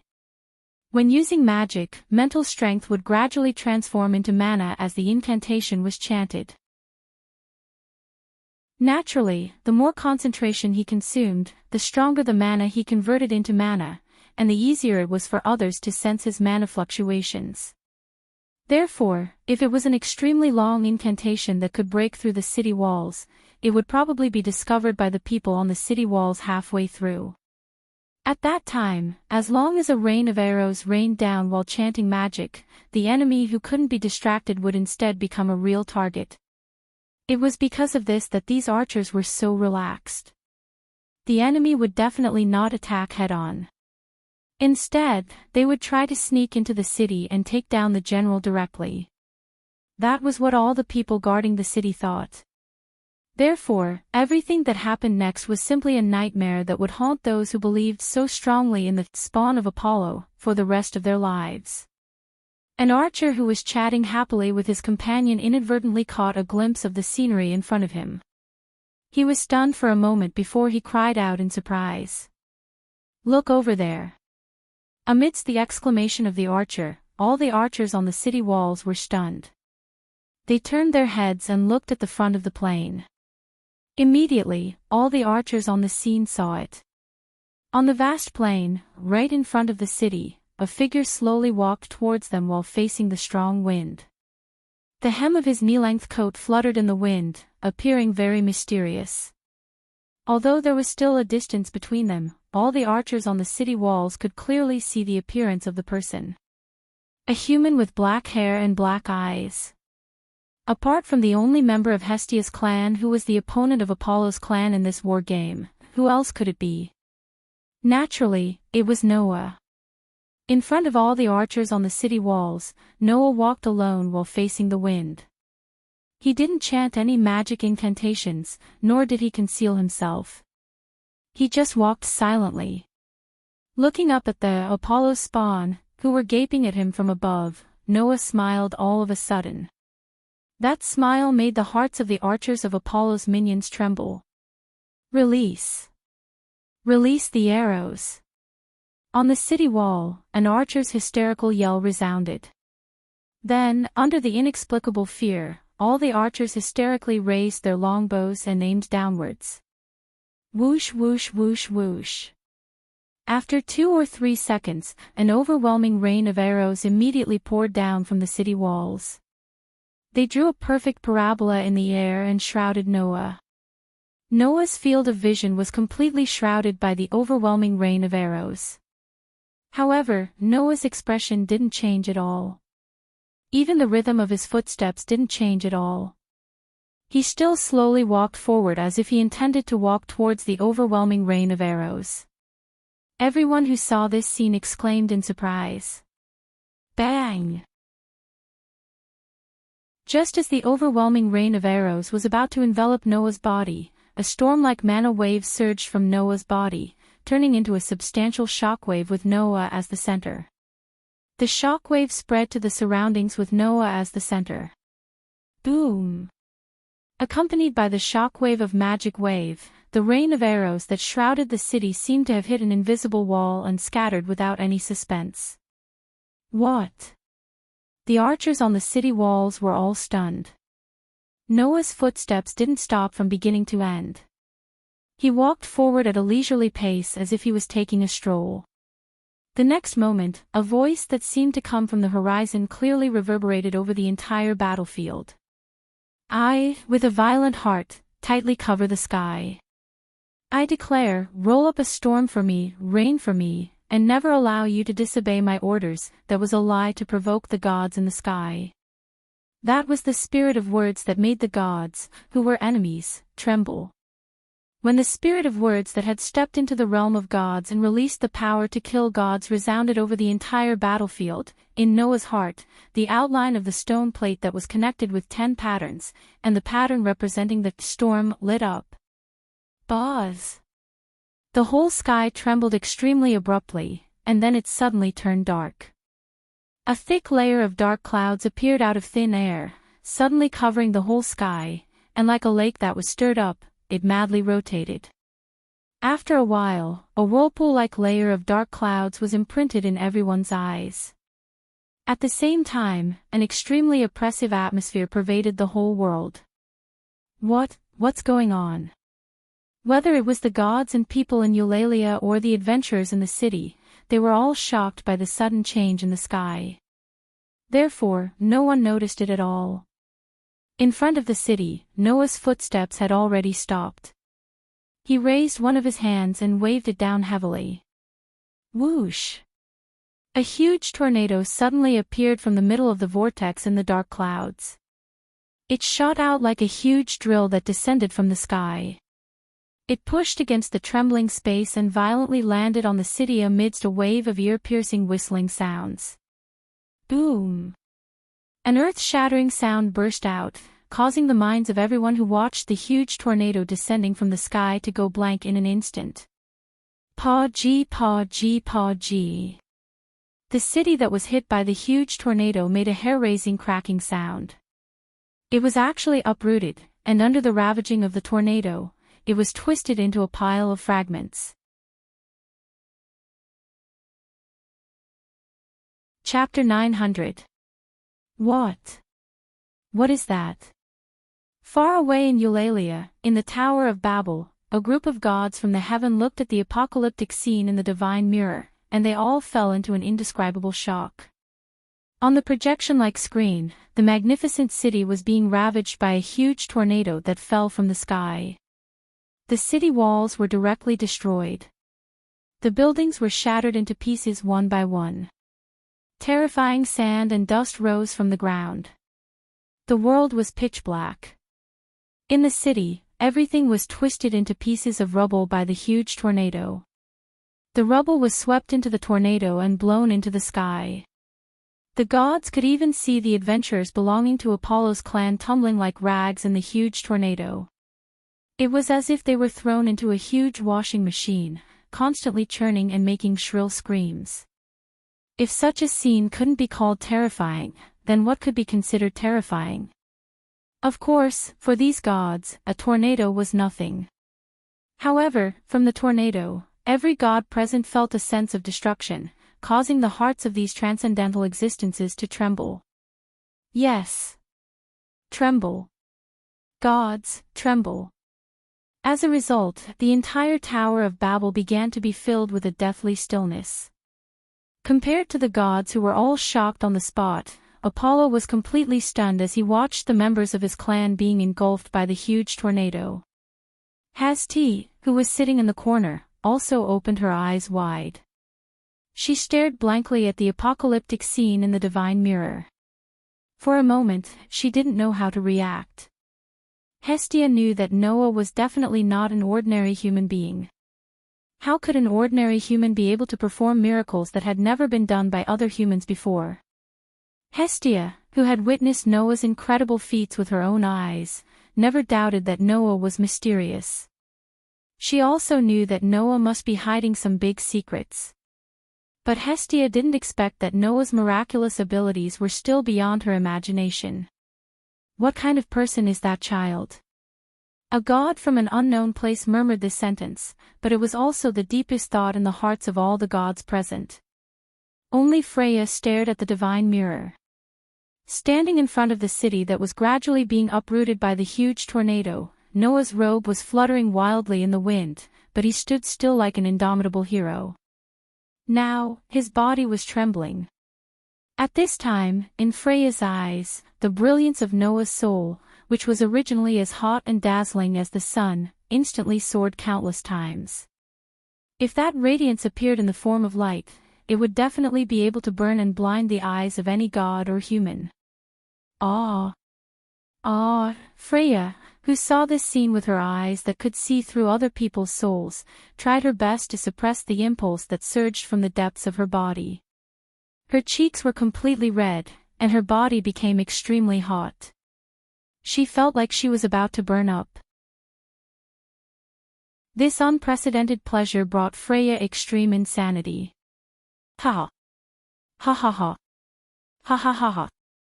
Ignoring the astonishment of the gods around her, Freya laughed maniacally as if there was no one around her. She laughed maniacally like she would never do in the past. So beautiful. So beautiful. It's too beautiful. In front of others, Freya had always been very careful about her image as a goddess of beauty. However, the brilliance of Noah's soul was so dazzling that Freya couldn't care less. She hugged her body tightly and laughed enchantingly and crazily. From this, one could see how much Noah had stimulated Freya. That little guy actually stimulated that love-struck fool to this extent. Loki stared at Noah's figure. His eyes, which had always been narrowed, opened slightly, revealing a pair of eyes full of wisdom. The corners of his mouth slowly curved up. Interesting, it's really interesting. It's such a waste to let that little dwarf monopolize such a child. Freya. Hestia also noticed Freya's behavior. Her pretty face sank, but her eyes were full of determination. I won't let you touch Noah, never. It wasn't just the gods in the Tower of Babel. Even the residents in Orly, whether humans, elves, dwarves, orcs, or Amazons, were all shocked by the earth-shattering scene.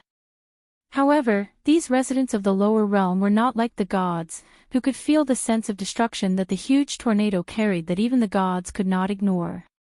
They only knew that Noah had launched a spell that could destroy the entire city in an instant. Oh! At that moment, the entire Orly was filled with earth-shattering cheers. Many people who were inextricably linked to Noah were also watching this scene. For example, Baal, who was so excited in the headquarters of Hestia's clan that he could not find his bearings. For example, in the headquarters of Sumo's clan, there was a petite little human girl with a frightened face. For example, in Loki's clan, there was a group of first-level adventurers with dull faces. For example, there was a beautiful girl with waist-length blonde hair and bright eyes, who was wearing a bracelet on her wrist and staring intently at Noah, who was standing in front of the huge tornado like an indomitable hero. Whoosh! The huge tornado was still raging on the ground, setting off an amazing gust of wind that swept in all directions. Standing in front of the huge tornado and staring at the disaster caused by his storm incarnation, Noah's pair of dark and deep eyes flashed slightly, and then he cancelled the use of authority. The huge tornado that was raging wildly suddenly stopped. Boom!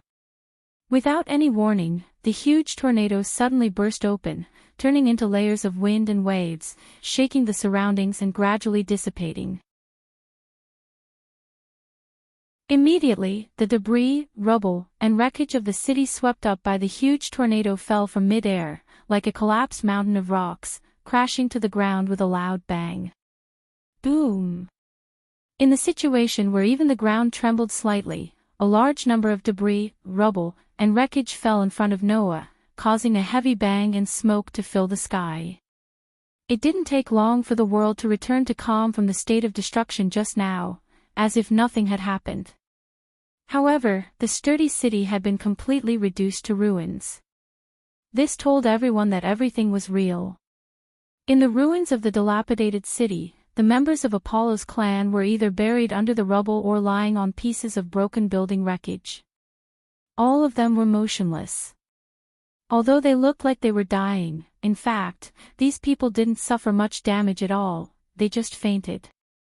After all, the tornado just now was mainly used by Noah to destroy the city. The power had been deliberately suppressed by Noah to the point where it wouldn't kill people. Looking at the huge ruins, Noah curled his lips, lifted his feet, and walked purposefully in one direction of the ruins. After crossing the piles of rubble, pieces of debris, and wreckage of buildings, Noah came in front of a person lying on the ground and looked at him condescendingly. "How do you feel?" "Captain Jacintos." It was none other than Jacintos. Under Noah's purposeful control, the rest of the people didn't die, they just fainted. Only Jacintos still maintained a certain degree of consciousness. Jacintos, who was lying on the ground, raised his head with difficulty and looked at Noah, who was looking at him condescendingly. He looked around at his companions who had fallen in the ruins, and his body began to tremble. "You! How dare you, like an injured beast, Yacentos roared at Noah with his eyes wide open. "I want you to die." With a roar, Yacentos' body suddenly shot out, and he viciously pulled out the wavy long sword, which directly tore the air apart, and attacked Noah with a sharp sound. Chapter 901. Haya. In the roar that was no different from the roar of a wild beast, Yacintos, who was holding the wavy sword, madly dashed toward Noah with bloodshot eyes. At this moment, Yacentos, whose rationality had completely collapsed, only had hatred for Noah left in his heart. As a result, Yacintos, who had fallen into madness, suddenly forgot about it. Not long ago, when he faced Noah alone, what happened to the leader of the Apollo clan, who only had LV3? A cold light flashed in Noah's eyes as he looked at Yacentos, who was charging at him. Noah had always hated mindless massacres. Therefore, Noah purposely suppressed the power of the storm for the ordinary members of Apollo's minions who were once forced to join Apollo's minions by various underhanded means. He only allowed the storm to destroy the city and did not cause much damage to the members of Apollo's minions. But Yacintos was different. From the very beginning, this person harbored strong enmity, malice, and even killing intent towards Noah. Therefore, Noah didn't let Yacentos die under the power of the storm incarnation. Firstly, it was not good to kill him in front of so many people. Secondly, he planned to defeat him with his own hands. He had completely and utterly defeated this true enemy. Thus, facing the violently chopping wave sword, Noah only took a step forward, his body strangely tilting to one side. Swish! In the next moment, the sharp long sword that was suffused with a cold light brought along a sharp wind as it brushed past Noah's chest and landed in the air. Die! Yacintos roared crazily, and his eyes turned red. His hand moved, and the wavy long sword slashed out horizontally like an arc light. Looking at the sudden change in Yacentos' attack, the corner of Noah's mouth curled up, and he sneered. He suddenly clenched his fist and punched out, heavily colliding with Yacentos' wavy long sword. Of course, Noah wasn't stupid enough to use his body to block a sharp weapon. Even if Noah had the durability ability that was far beyond the ordinary LV2, even if he used the enhanced magic, there was no way to make his body hard enough to not be injured. Therefore, Noah's punch accurately landed on the side of Yacentos' wavy sword, which was the flat surface of the sword. Clang! Accompanied by the sound of metal colliding, a huge force suddenly burst out from the wavy long sword and shook the hand of Yacentos, who was holding the sword. Bang! A low muffled sound sounded, but Noah's body didn't move, while Yacentos' feet touched the ground, and he violently retreated more than 10 meters away. Seeing the fight between Noah and Yacinthos and how Noah easily pushed Yacinthos back, the gods and people far away in Eulalia all cheered out loud. Now, no one doubted Noah's victory. No. No, in the Tower of Babel, Apollo's hypocritical face finally disappeared completely. What was left was only a pale face, and he was still shouting at the god's mirror. Yacentos! You can't lose. You can't lose. Seeing how Apollo looked as if he was holding on to his last straw, the gods around him looked at him with pity and sympathy. So, didn't I say it? Loki curled his lips. So shallow. On the other side, Yacintos hadn't recovered from the shock yet. He felt that his arm that was holding the weapon was numb, and he let out a muffled groan. In front of Yacentos, Noah just looked up with a calm face and slowly raised one of his hands. Hum. A golden ripple suddenly fluctuated from the back of Yacentos without any warning. Inside, a luxurious knight's sword suddenly appeared. The movement from behind made Yacentos' pupils shrink, and he quickly moved to the side. However, just as Yacentos was about to retreat, the luxurious knight's sword shot out from the golden ripple like a bullet. It was mixed with a sharp force, and it mercilessly shot toward Yacentos' back. Knowing that he couldn't dodge the knight's sword anymore, Yacintos turned around and swung his sword at the knight's sword behind him, ignoring the pain in his body that was caused by the sudden movement of his sword. Clank! The sound of steel colliding with steel was heard. Crack! Almost at the same time, the sound of the wavy sword in Yacintos's hand cracking echoed. Bang!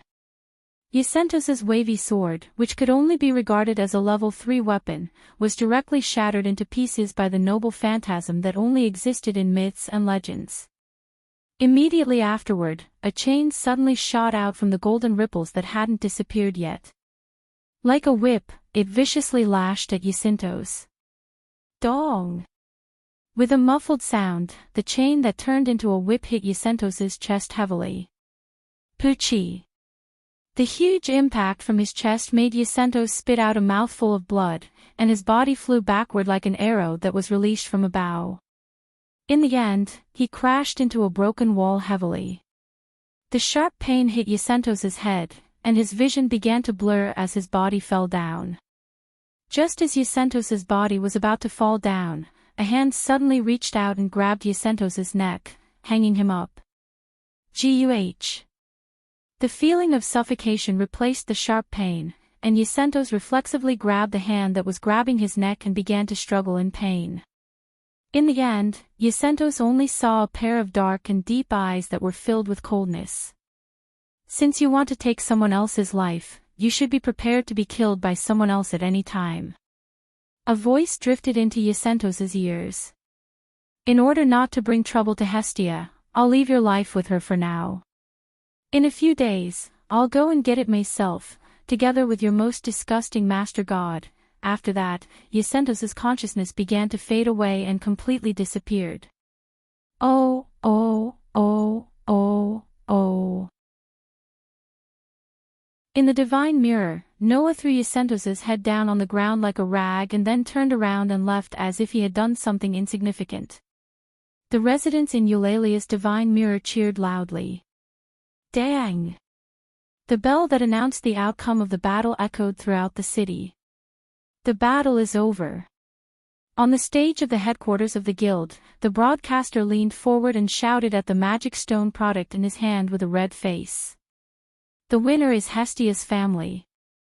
The announcement of the victory made the residents cheer and the gods in the Tower of Babel laugh with satisfaction.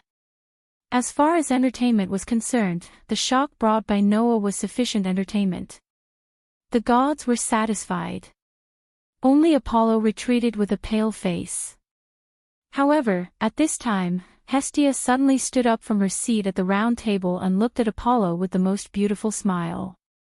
That smile made Apollo's heart tremble.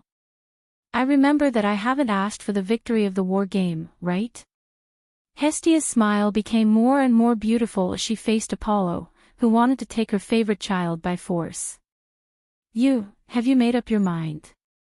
Apollo finally realized what kind of person he had offended. His face turned pale as he cried out in alarm. Wait! Who will wait for a pervert like you?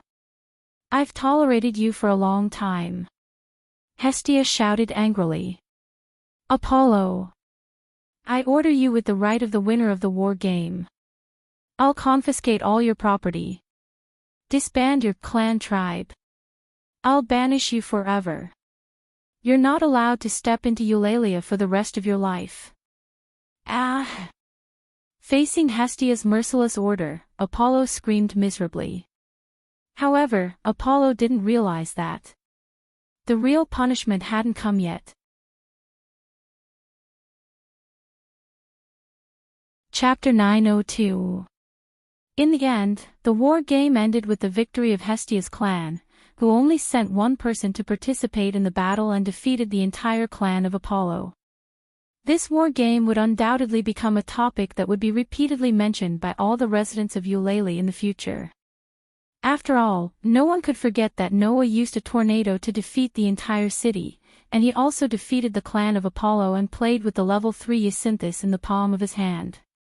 In addition, the previous gods deliberately promoted the fact that Noah could compete with the only level 7 in Eulalia. It was believed that from now on, the whole world would remember the name Noah Doria. No one would doubt it. This person would become a legend. Many people began to look forward to seeing with their own eyes the person who could summon such a devastating tornado with a wave of her hand in Eulalia. On the other hand, as the loser, Apollo's family clan began to obey Hestia's request and disbanded immediately. Those who had received Apollo's favor would all be liberated by Apollo, and they would no longer belong to him. After being liberated by Apollo, the favor of these former members of the clan of Apollo would not disappear. Even if Apollo was really dead, those favor would not disappear. Hestia also said that the favor of the gods was at best an accelerant used to draw out the possibility of the people in the lower realm. In such a case, the possibility of the people in the lower realm that had been drawn out naturally would not disappear. However, without the main god, the ability value could no longer be updated, and the favor from the gods would also lose its vitality, so the possibility of being drawn out would be in a frozen state. There was no way to enhance the ability of the people who received the favor. Including basic ability, development ability, magic, skills, and so on, all would be sealed. Of course, it was only because of the loss of the main god that the effect could not continue to be maintained, but the possibility of being drawn out did not disappear. When these people rejoined the clan and received the blood of the main god of other clan, the sacred text engraved on the back of these people would once again exert its effect without any decrease. Therefore, some of these former members of Apollo's clan began to explore their future path, some accepted the recruitment of other clans, and some were unable to recover from the setback. Everyone had their own path of development.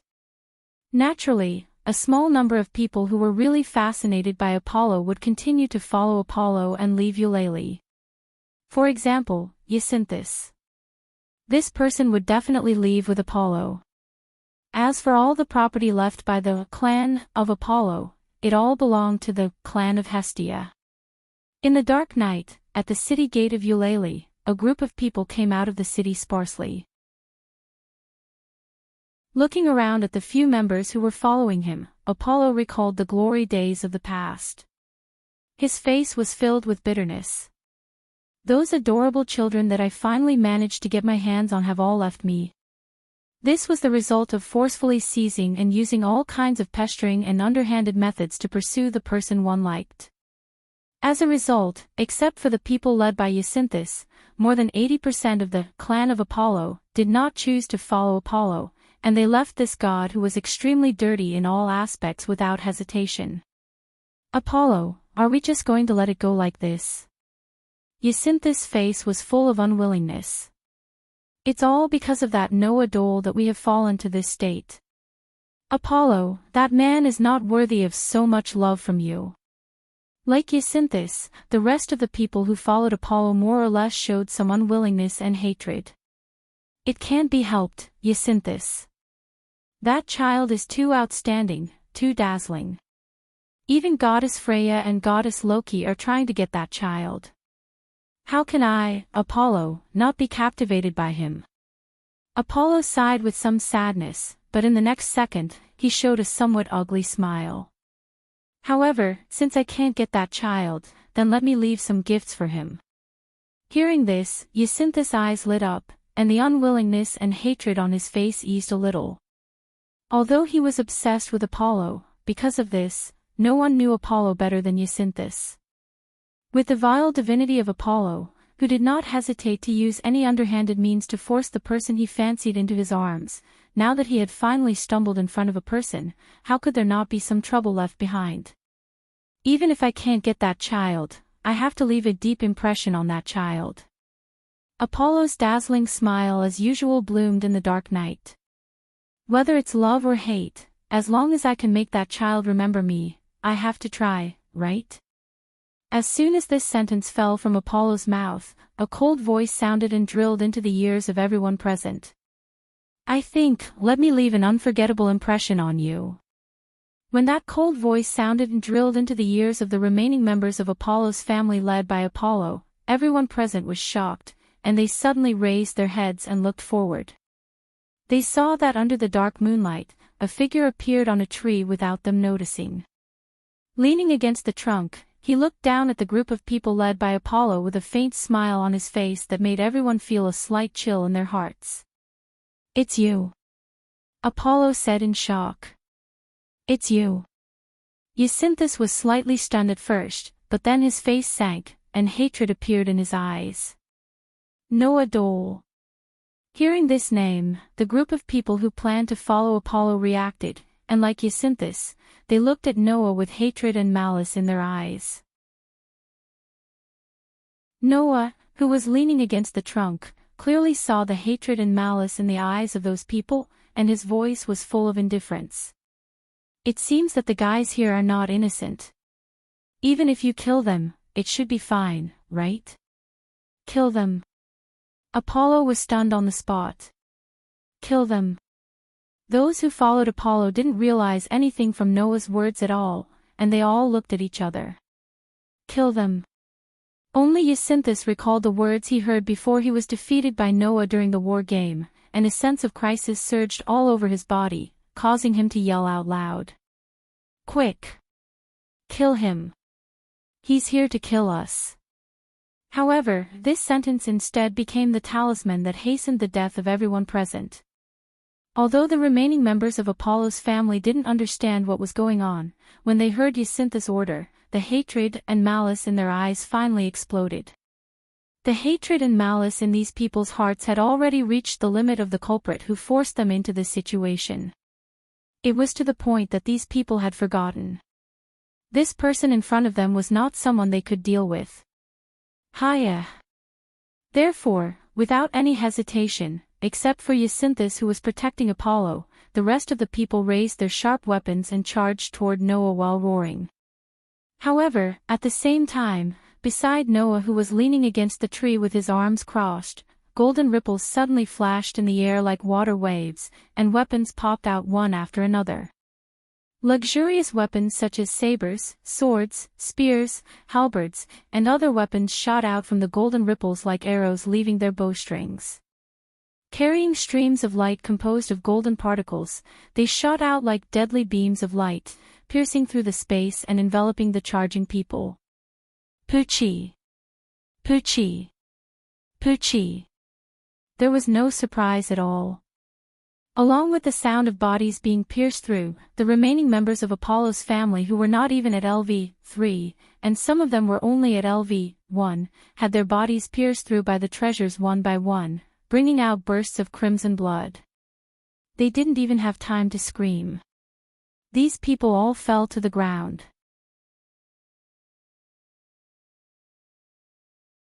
Chapter 903. Pang. Pang, pang, pang. Along with a series of dull thuds, the remaining members of Apollo's clan fell to the ground one by one with bright red blood stains, and the life force on their bodies began to disappear gradually. After these people fell to the ground, the noble phantoms that pierced through their bodies also turned into light particles and returned to Noah's treasure vault. What? Apollo's eyes widened as he looked at the scene in front of him in disbelief. Of course, Apollo's disbelief was not because he doubted that Noah had the ability to kill those people in an instant, but because he couldn't believe that Noah actually killed them. You! Jacinthus also shouted out in shock. You actually killed them. Hearing this, Noah smirked and looked at Jacinthus with sarcasm. Since you want to kill others, then you should be prepared that your life will be taken away by others at any time.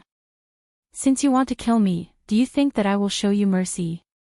From the beginning, Noah and Hestia didn't provoke anyone, but for no reason, Apollo made things difficult for them. In order to obtain Noah, Apollo did not hesitate to let the people of the Spawn tribe find fault with Noah for no reason and kidnap Baal. His methods could not be described as not despicable. As for Jacinthus, he had even tried to kill Noah many times. Just because of a brainless jealousy, Noah had become a thorn in the other party's side. Noah was the kind of person who would treat others better if they treated him well, and treat others worse if they treated him badly. Apollo and Jacinthus made things difficult for him one after another, and this made Noah remember this in his heart. However, because the guild had clearly stated that direct conflicts between clan members were prohibited, Noah didn't blatantly report what these people did. After all, even if Noah didn't care about the guild's rules, his clan would still be banned by the guild. In that case, Hestia and Baal would definitely be implicated. In order to not let Hestia and Baal be implicated, Noah deliberately took a big detour and waited until today. Now, the entire clan of Apollo had been disbanded, and the innocent people who were forced by Apollo had all left Apollo's side. Only these people who were on Apollo's side were left. In addition, Apollo had been exiled from Eulalia forever, so even if Noah killed these people here, it wouldn't attract anyone's attention. I have tolerated you for a long time. Noah jumped down from the tree and landed steadily on the ground. There were golden ripples floating behind him like a shadow, and they moved with Noah's movement. Raising his head, Noah looked at Apollo and Zacynthus, whose expressions changed drastically. He no longer concealed the coldness in his eyes and released a shocking murderous intent. Today, let me settle this score with you. Feeling the shocking murderous intent from Noah at this moment, not to mention Zacynthus, Apollo was the first one who couldn't take it. He took a step back and screamed with a pale face. Yeah. Zacynthus. Hearing the screams of Apollo, although Zacynthus was also shocked by the shocking murderous intent, and his body was frozen on the spot, the fear in his heart aroused even more intense unwillingness and hatred towards Noah, making him scream hysterically. You, a lowly and weak adventurer from a clan, want to kill me? Dream on. Twice. From beginning to end, Zacynthus had been defeated by Noah twice without being able to fight back. Zacynthus knew that with his strength, there was no way he could win against this terrifying opponent in front of him. However, in the previous two battles with Noah, Zacynthus also had trump cards that he hadn't used yet. To be precise, it should be said that in the face of Noah's terrifying strength that was far above his own, Zacynthus didn't have time to use his trump card twice, and he was easily defeated by Noah. This time, Zacynthus wouldn't overestimate himself and challenge Noah again. Facing the executioner who was releasing his murderous intent, Zacynthus, who knew that he couldn't challenge Noah at all, didn't hesitate to use his last trump card, which was also his last hope of surviving from Noah's attack. It was a trump card that could bring someone back to life, magic. Zacynthus, who couldn't use his own strength to resist Noah, could only use the only trump card that could turn the situation around. Zacynthus immediately jumped back with all his strength. My name is Love, the darling of light. I offer myself to my son. My name is Sin, the envy of wind. I summon a gust of wind to be cast will of fire. Come on, wind of the west. In this jump, under the threat of death, Zacynthus chanted his magic incantation at an unprecedented speed, and the huge amount of magic power transformed from his mind power surged back and forth around Zacynthus. Seeing this, Noah narrowed his eyes, but he didn't stop Zacynthus. He just stood there without moving. Seeing this, Zacynthus was happy and angry. He was happy that Noah didn't want to stop him from using magic. He was angry that Noah underestimated him. Under the control of his emotions, Zacynthus roared, twisted his upper body, lowered his center of gravity, and lowered his left arm while raising his right arm high. His posture was like a sports player throwing a discus. Whang!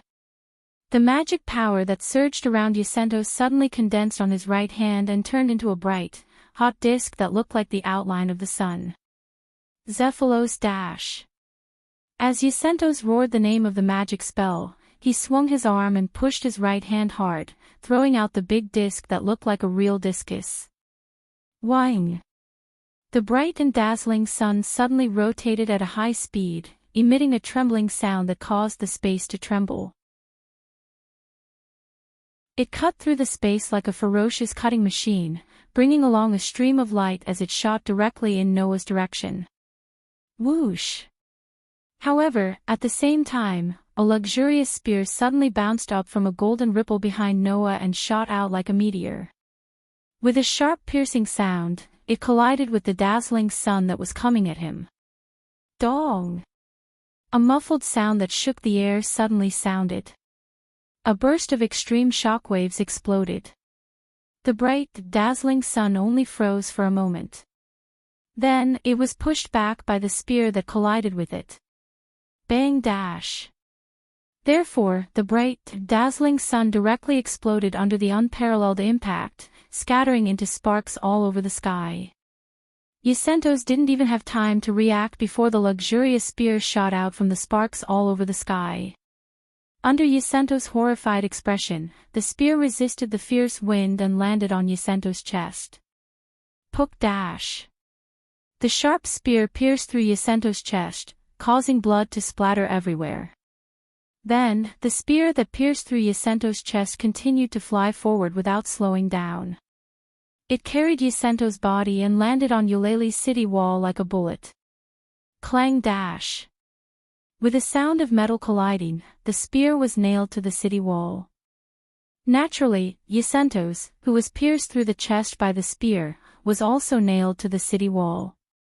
His eyes were wide open, and blood was flowing out of his mouth and chest, but he couldn't move anymore. Yacentos was dead. Yacentos! Apollo let out a miserable cry. However, at this moment, golden ripples began to reverberate around Apollo, surrounding him within. In the next second, silver chains with wedges of different shapes burst out from the golden ripples. They wrapped around Apollo's body and wrapped around him. Paw! As the chains were pulled, Apollo screamed in pain as he was lifted into the air.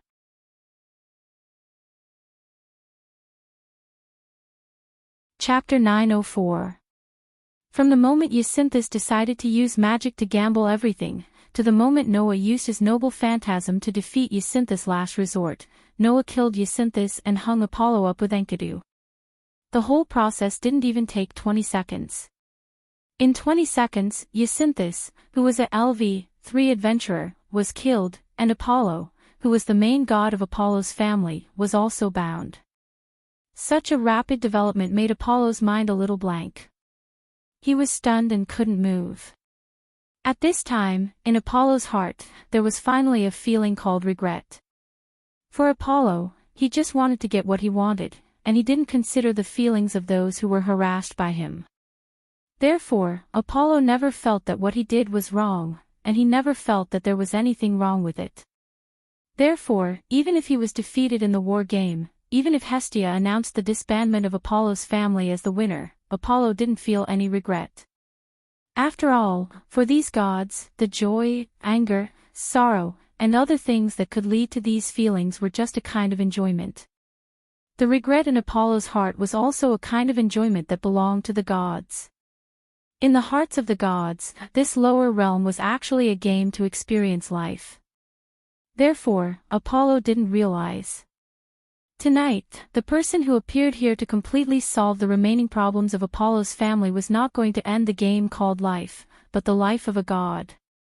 Looking at Apollo's face full of regret, Noah's eyes flashed, and he reached out his hand to a golden ripple on the side. Whang! In the tremor of the golden ripple that seemed to be imprinted in space, a long spear like floating from the water bounced out of the golden ripple, and it just happened to fall into Noah's outstretched hand, and it was pulled out by Noah from the golden ripple. Upon closer inspection, it was actually a long spear that was dark red in color. However, there wasn't only one spearhead of the long spear. Instead, it was like a fork, like a parallel line.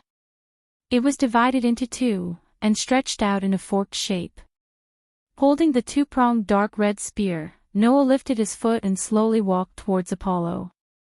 Only then did Apollo realize that Noah was walking towards him with a dark red forked spear in his hand. Apollo's eyes widened and his lips began to tremble. Wait. Wait. What do you want? Noah didn't even bother to pay attention to Apollo. His face was still cold as he resolutely walked towards Apollo. You. Are you going to attack me? Apollo shouted in shock. Are you crazy? It was no wonder that Apollo was so shocked. This was because to the people of this world, the act of killing a god was an absolute taboo. Only a god could attack a god. Once a god was fatally injured, the divine power sealed within his body would automatically activate to maintain his body's life. Therefore, even if a god was killed in the mortal realm, he wouldn't die. However, if a god was injured and needed to activate his divine power to restore his identity and power, then according to the rules set by the gods, even if he didn't use it voluntarily, he would be regarded as using divine power and would be forcibly sent back to heaven. Under such circumstances, Apollo's heart was filled with two other emotions that were on par with regret. First, he was shocked. He was shocked that Noah dared to attack a god despite the absolute taboo. Second, he was anxious. Anxiously, if Noah really did not hesitate to commit a great taboo to kill him, Apollo, whose divine power had been triggered, could only be sent back to the heaven realm. This was something Apollo absolutely didn't want to accept. Wait. Child. Calm down. At that moment, Apollo's voice became like a scream. I admit that I was possessed this time. I shouldn't have attacked you. But that's also because you're too outstanding and too cute. For Hestia's sake, please let me go this time, okay? Hearing Apollo's pitiful pleading, Noah finally arrived in front of Apollo. Looking at Apollo's deathly pale face, he sneered. Whoosh! Without any warning, Noah spun the dark red spear in his hand and performed a beautiful spear dance.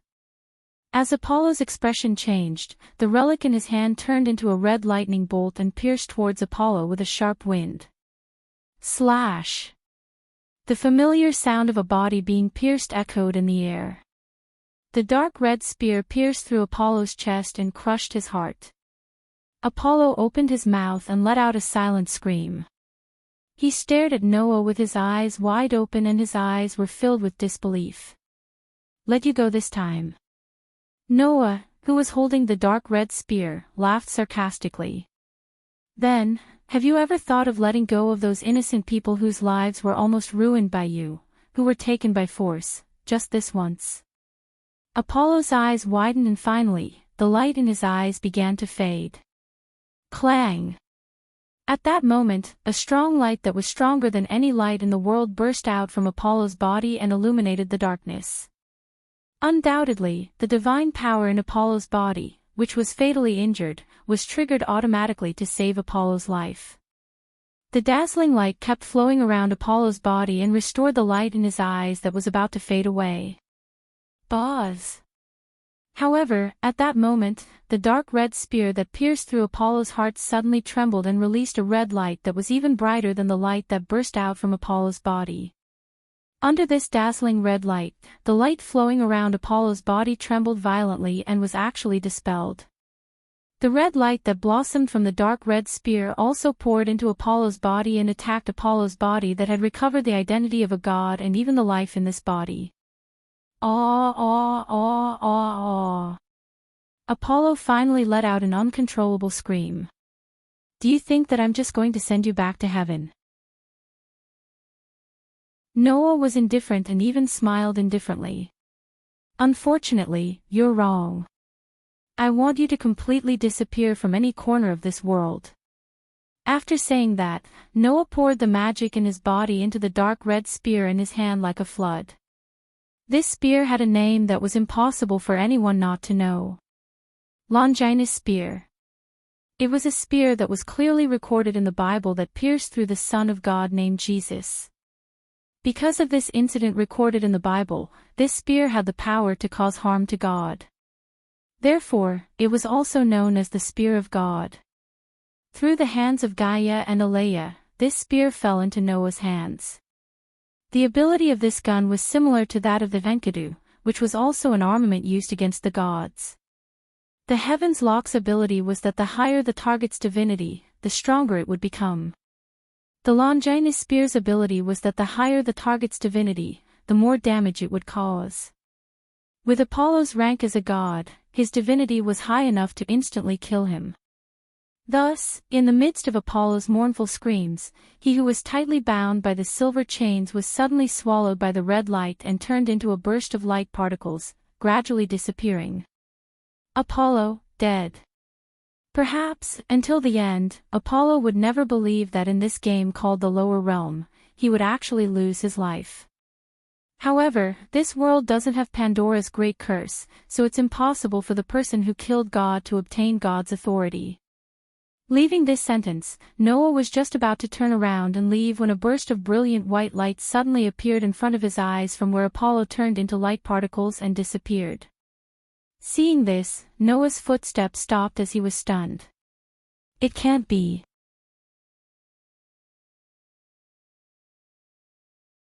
Chapter 905. Clang. In the space where the existence called God was annihilated in the long river of history and turned into a burst of light particles and dissipated, an incomplete feather that was flowing with extremely pure white light slowly floated down and suspended in the space in front of Noah.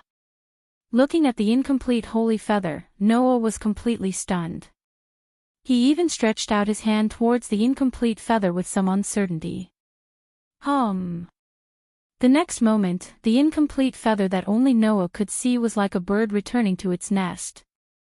With a tremor, it floated without hesitation towards Noah's outstretched hand and gently fell into Noah's palm.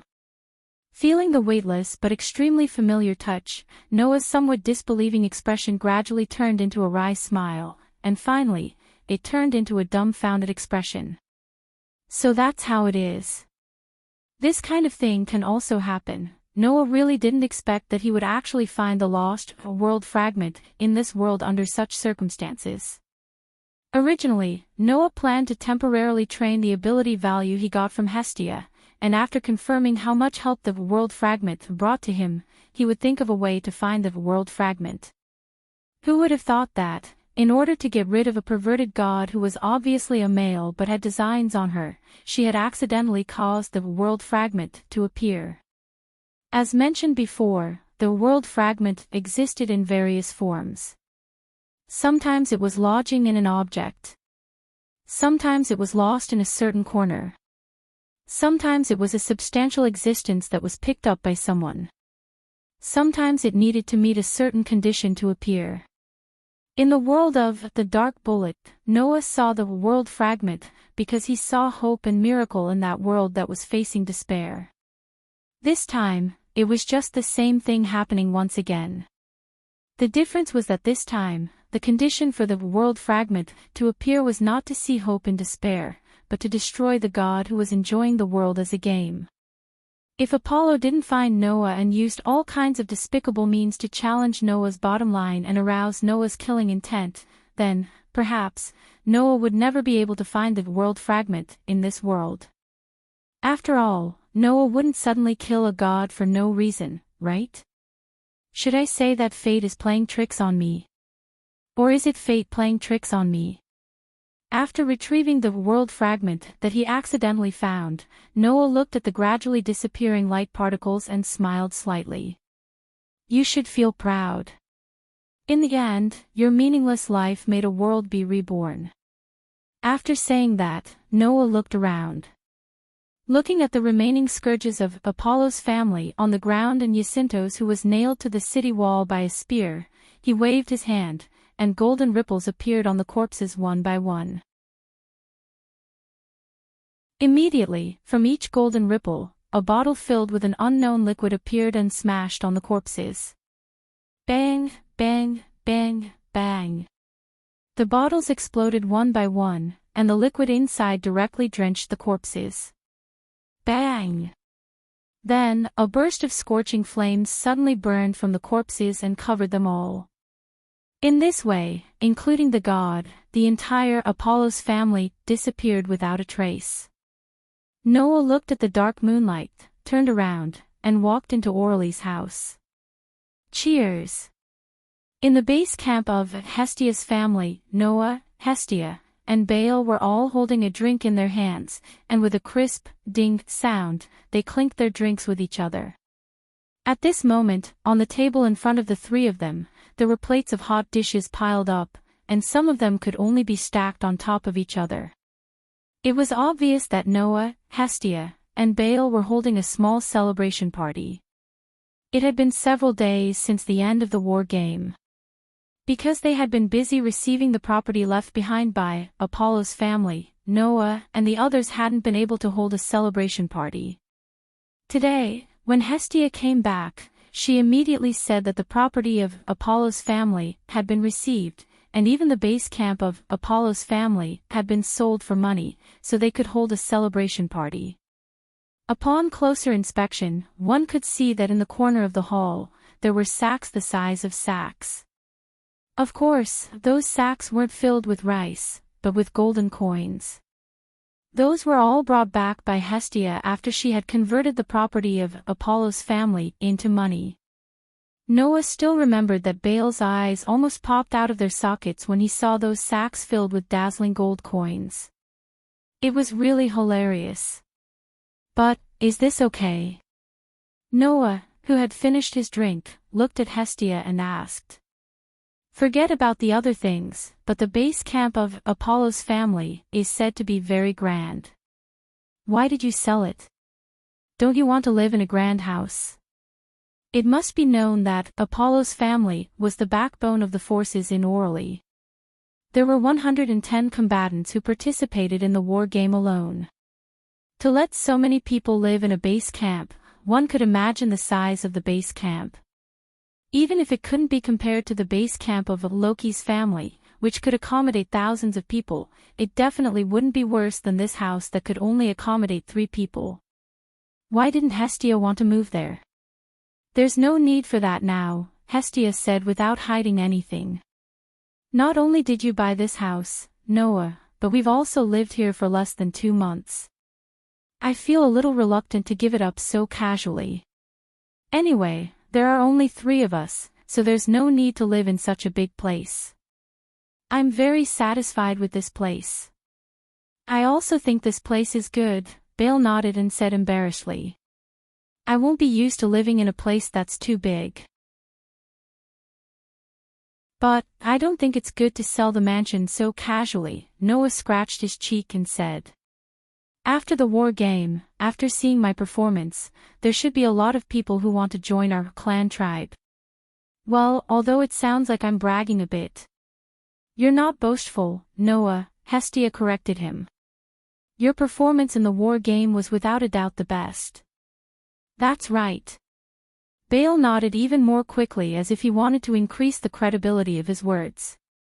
Captain, you were really amazing that day. You destroyed a city with a single spell. You defeated the entire Apollo's family single-handedly. I'm sure many people in Orly are starting to admire you, Captain. I'm embarrassed to be told that by my own people. Noah smiled embarrassedly and shrugged. If that's the case, many people will want to join our family. When that time comes, this small place won't be able to accommodate so many people, right? You're right. Hestia's expression became a little uncertain. It's just that I don't want to suddenly increase the number of members. You don't want to suddenly increase the number of members? Baal was stunned. You don't want to suddenly increase the number of members? Noah was also stunned. Why is that? Hearing this, Hestia couldn't help but recall what had happened when the war game announced the victory of Hestia's family. She had judged Apollo and waited until the gods began to leave the Tower of Babel. After Hestia judged Apollo, the gods who were gloating over Apollo's misfortune took the initiative to escort Apollo and witness him passing the property of Hestia's family to Hestia. Seeing Apollo being escorted away by the gods, Hestia was in a good mood and planned to follow them. Hestia. At this time, a voice stopped her.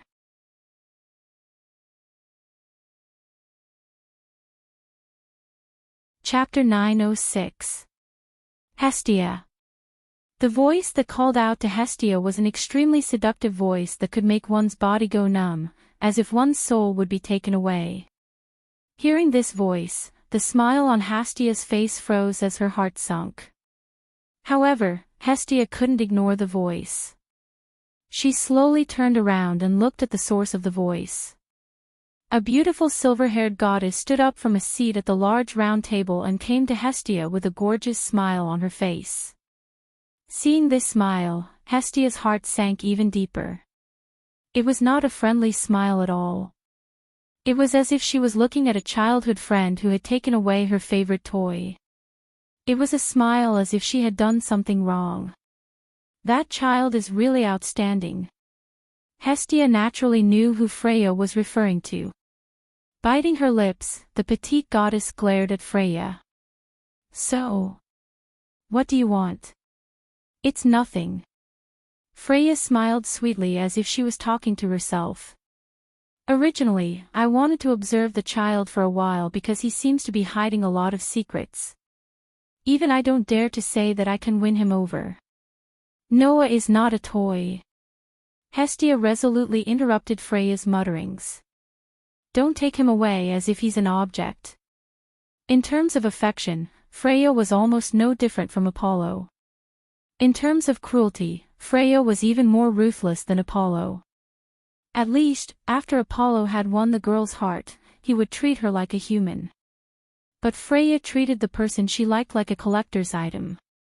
Anyone who was a goddess would know that Freya had a hobby of collecting children from the lower realm. Especially those who had outstanding souls. Freya was like a drug addict who was chasing after drugs. It could only be described as crazy. In the past, before Freya descended to the lower realm, she had collected the souls of those who were called heroes by the people of the lower realm. She hid them in her palace more than once. After loving them for a while, she lost interest in them and kept them in her palace. She did not allow them to reincarnate. Those who had made great contributions to the people of the lower realm were given the cruelest ending. That was why Freya knew. If Noah fell into Freya's hands, he would not have a good ending. As if she had seen through Hestia's thoughts, Freya smiled. Her smile was quite creepy. I'm sorry, Hestia. This time, you really misunderstood me. Misunderstood? Hestia raised her eyebrows. What do you mean?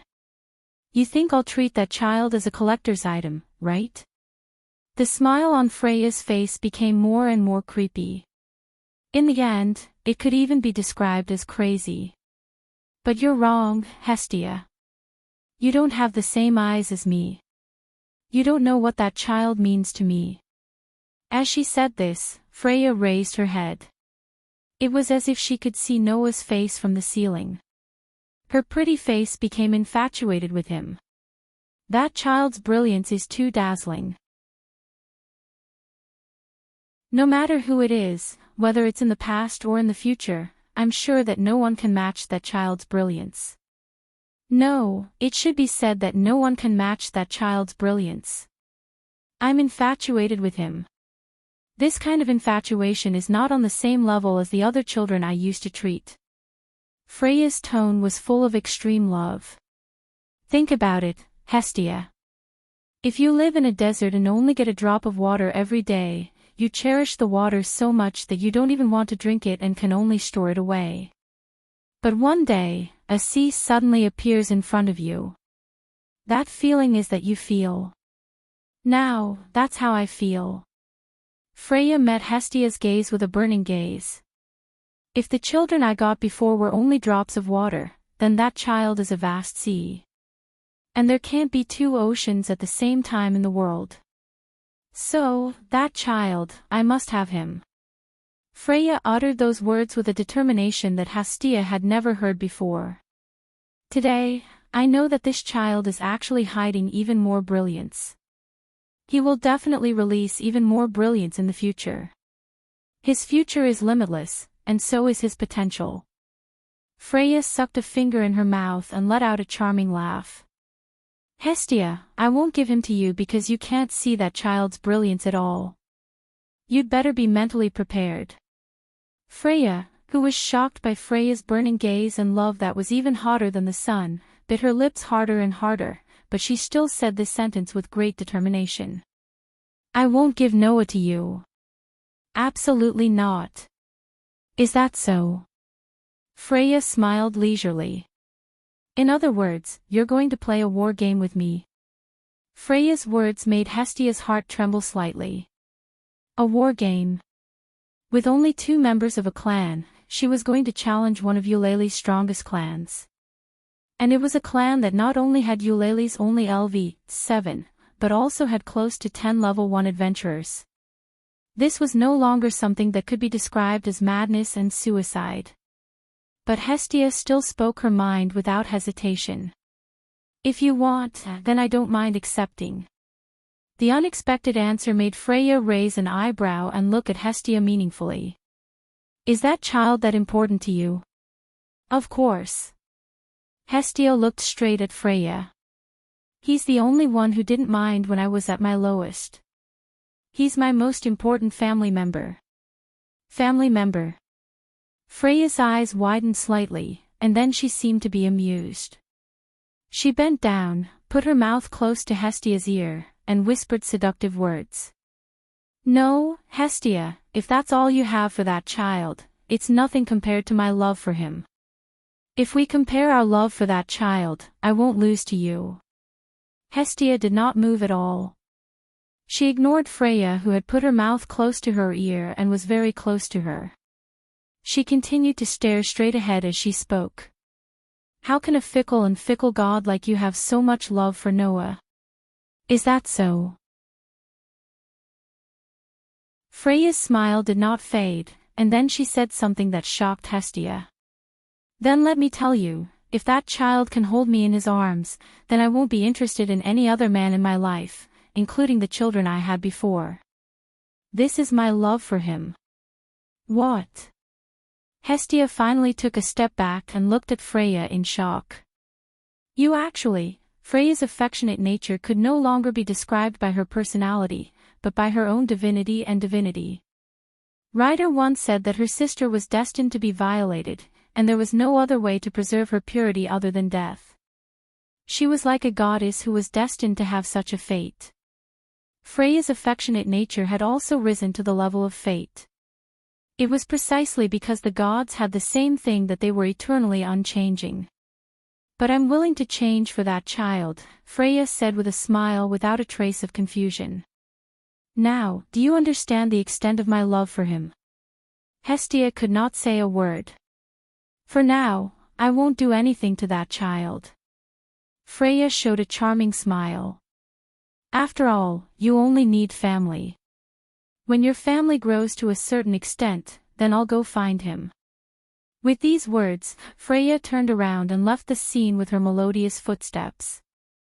Hestia looked at Freya's back as she gradually disappeared into the distance. She lowered her head, and her eyes were filled with uncertainty. You're tuning in to the Journey of the Soul YouTube channel.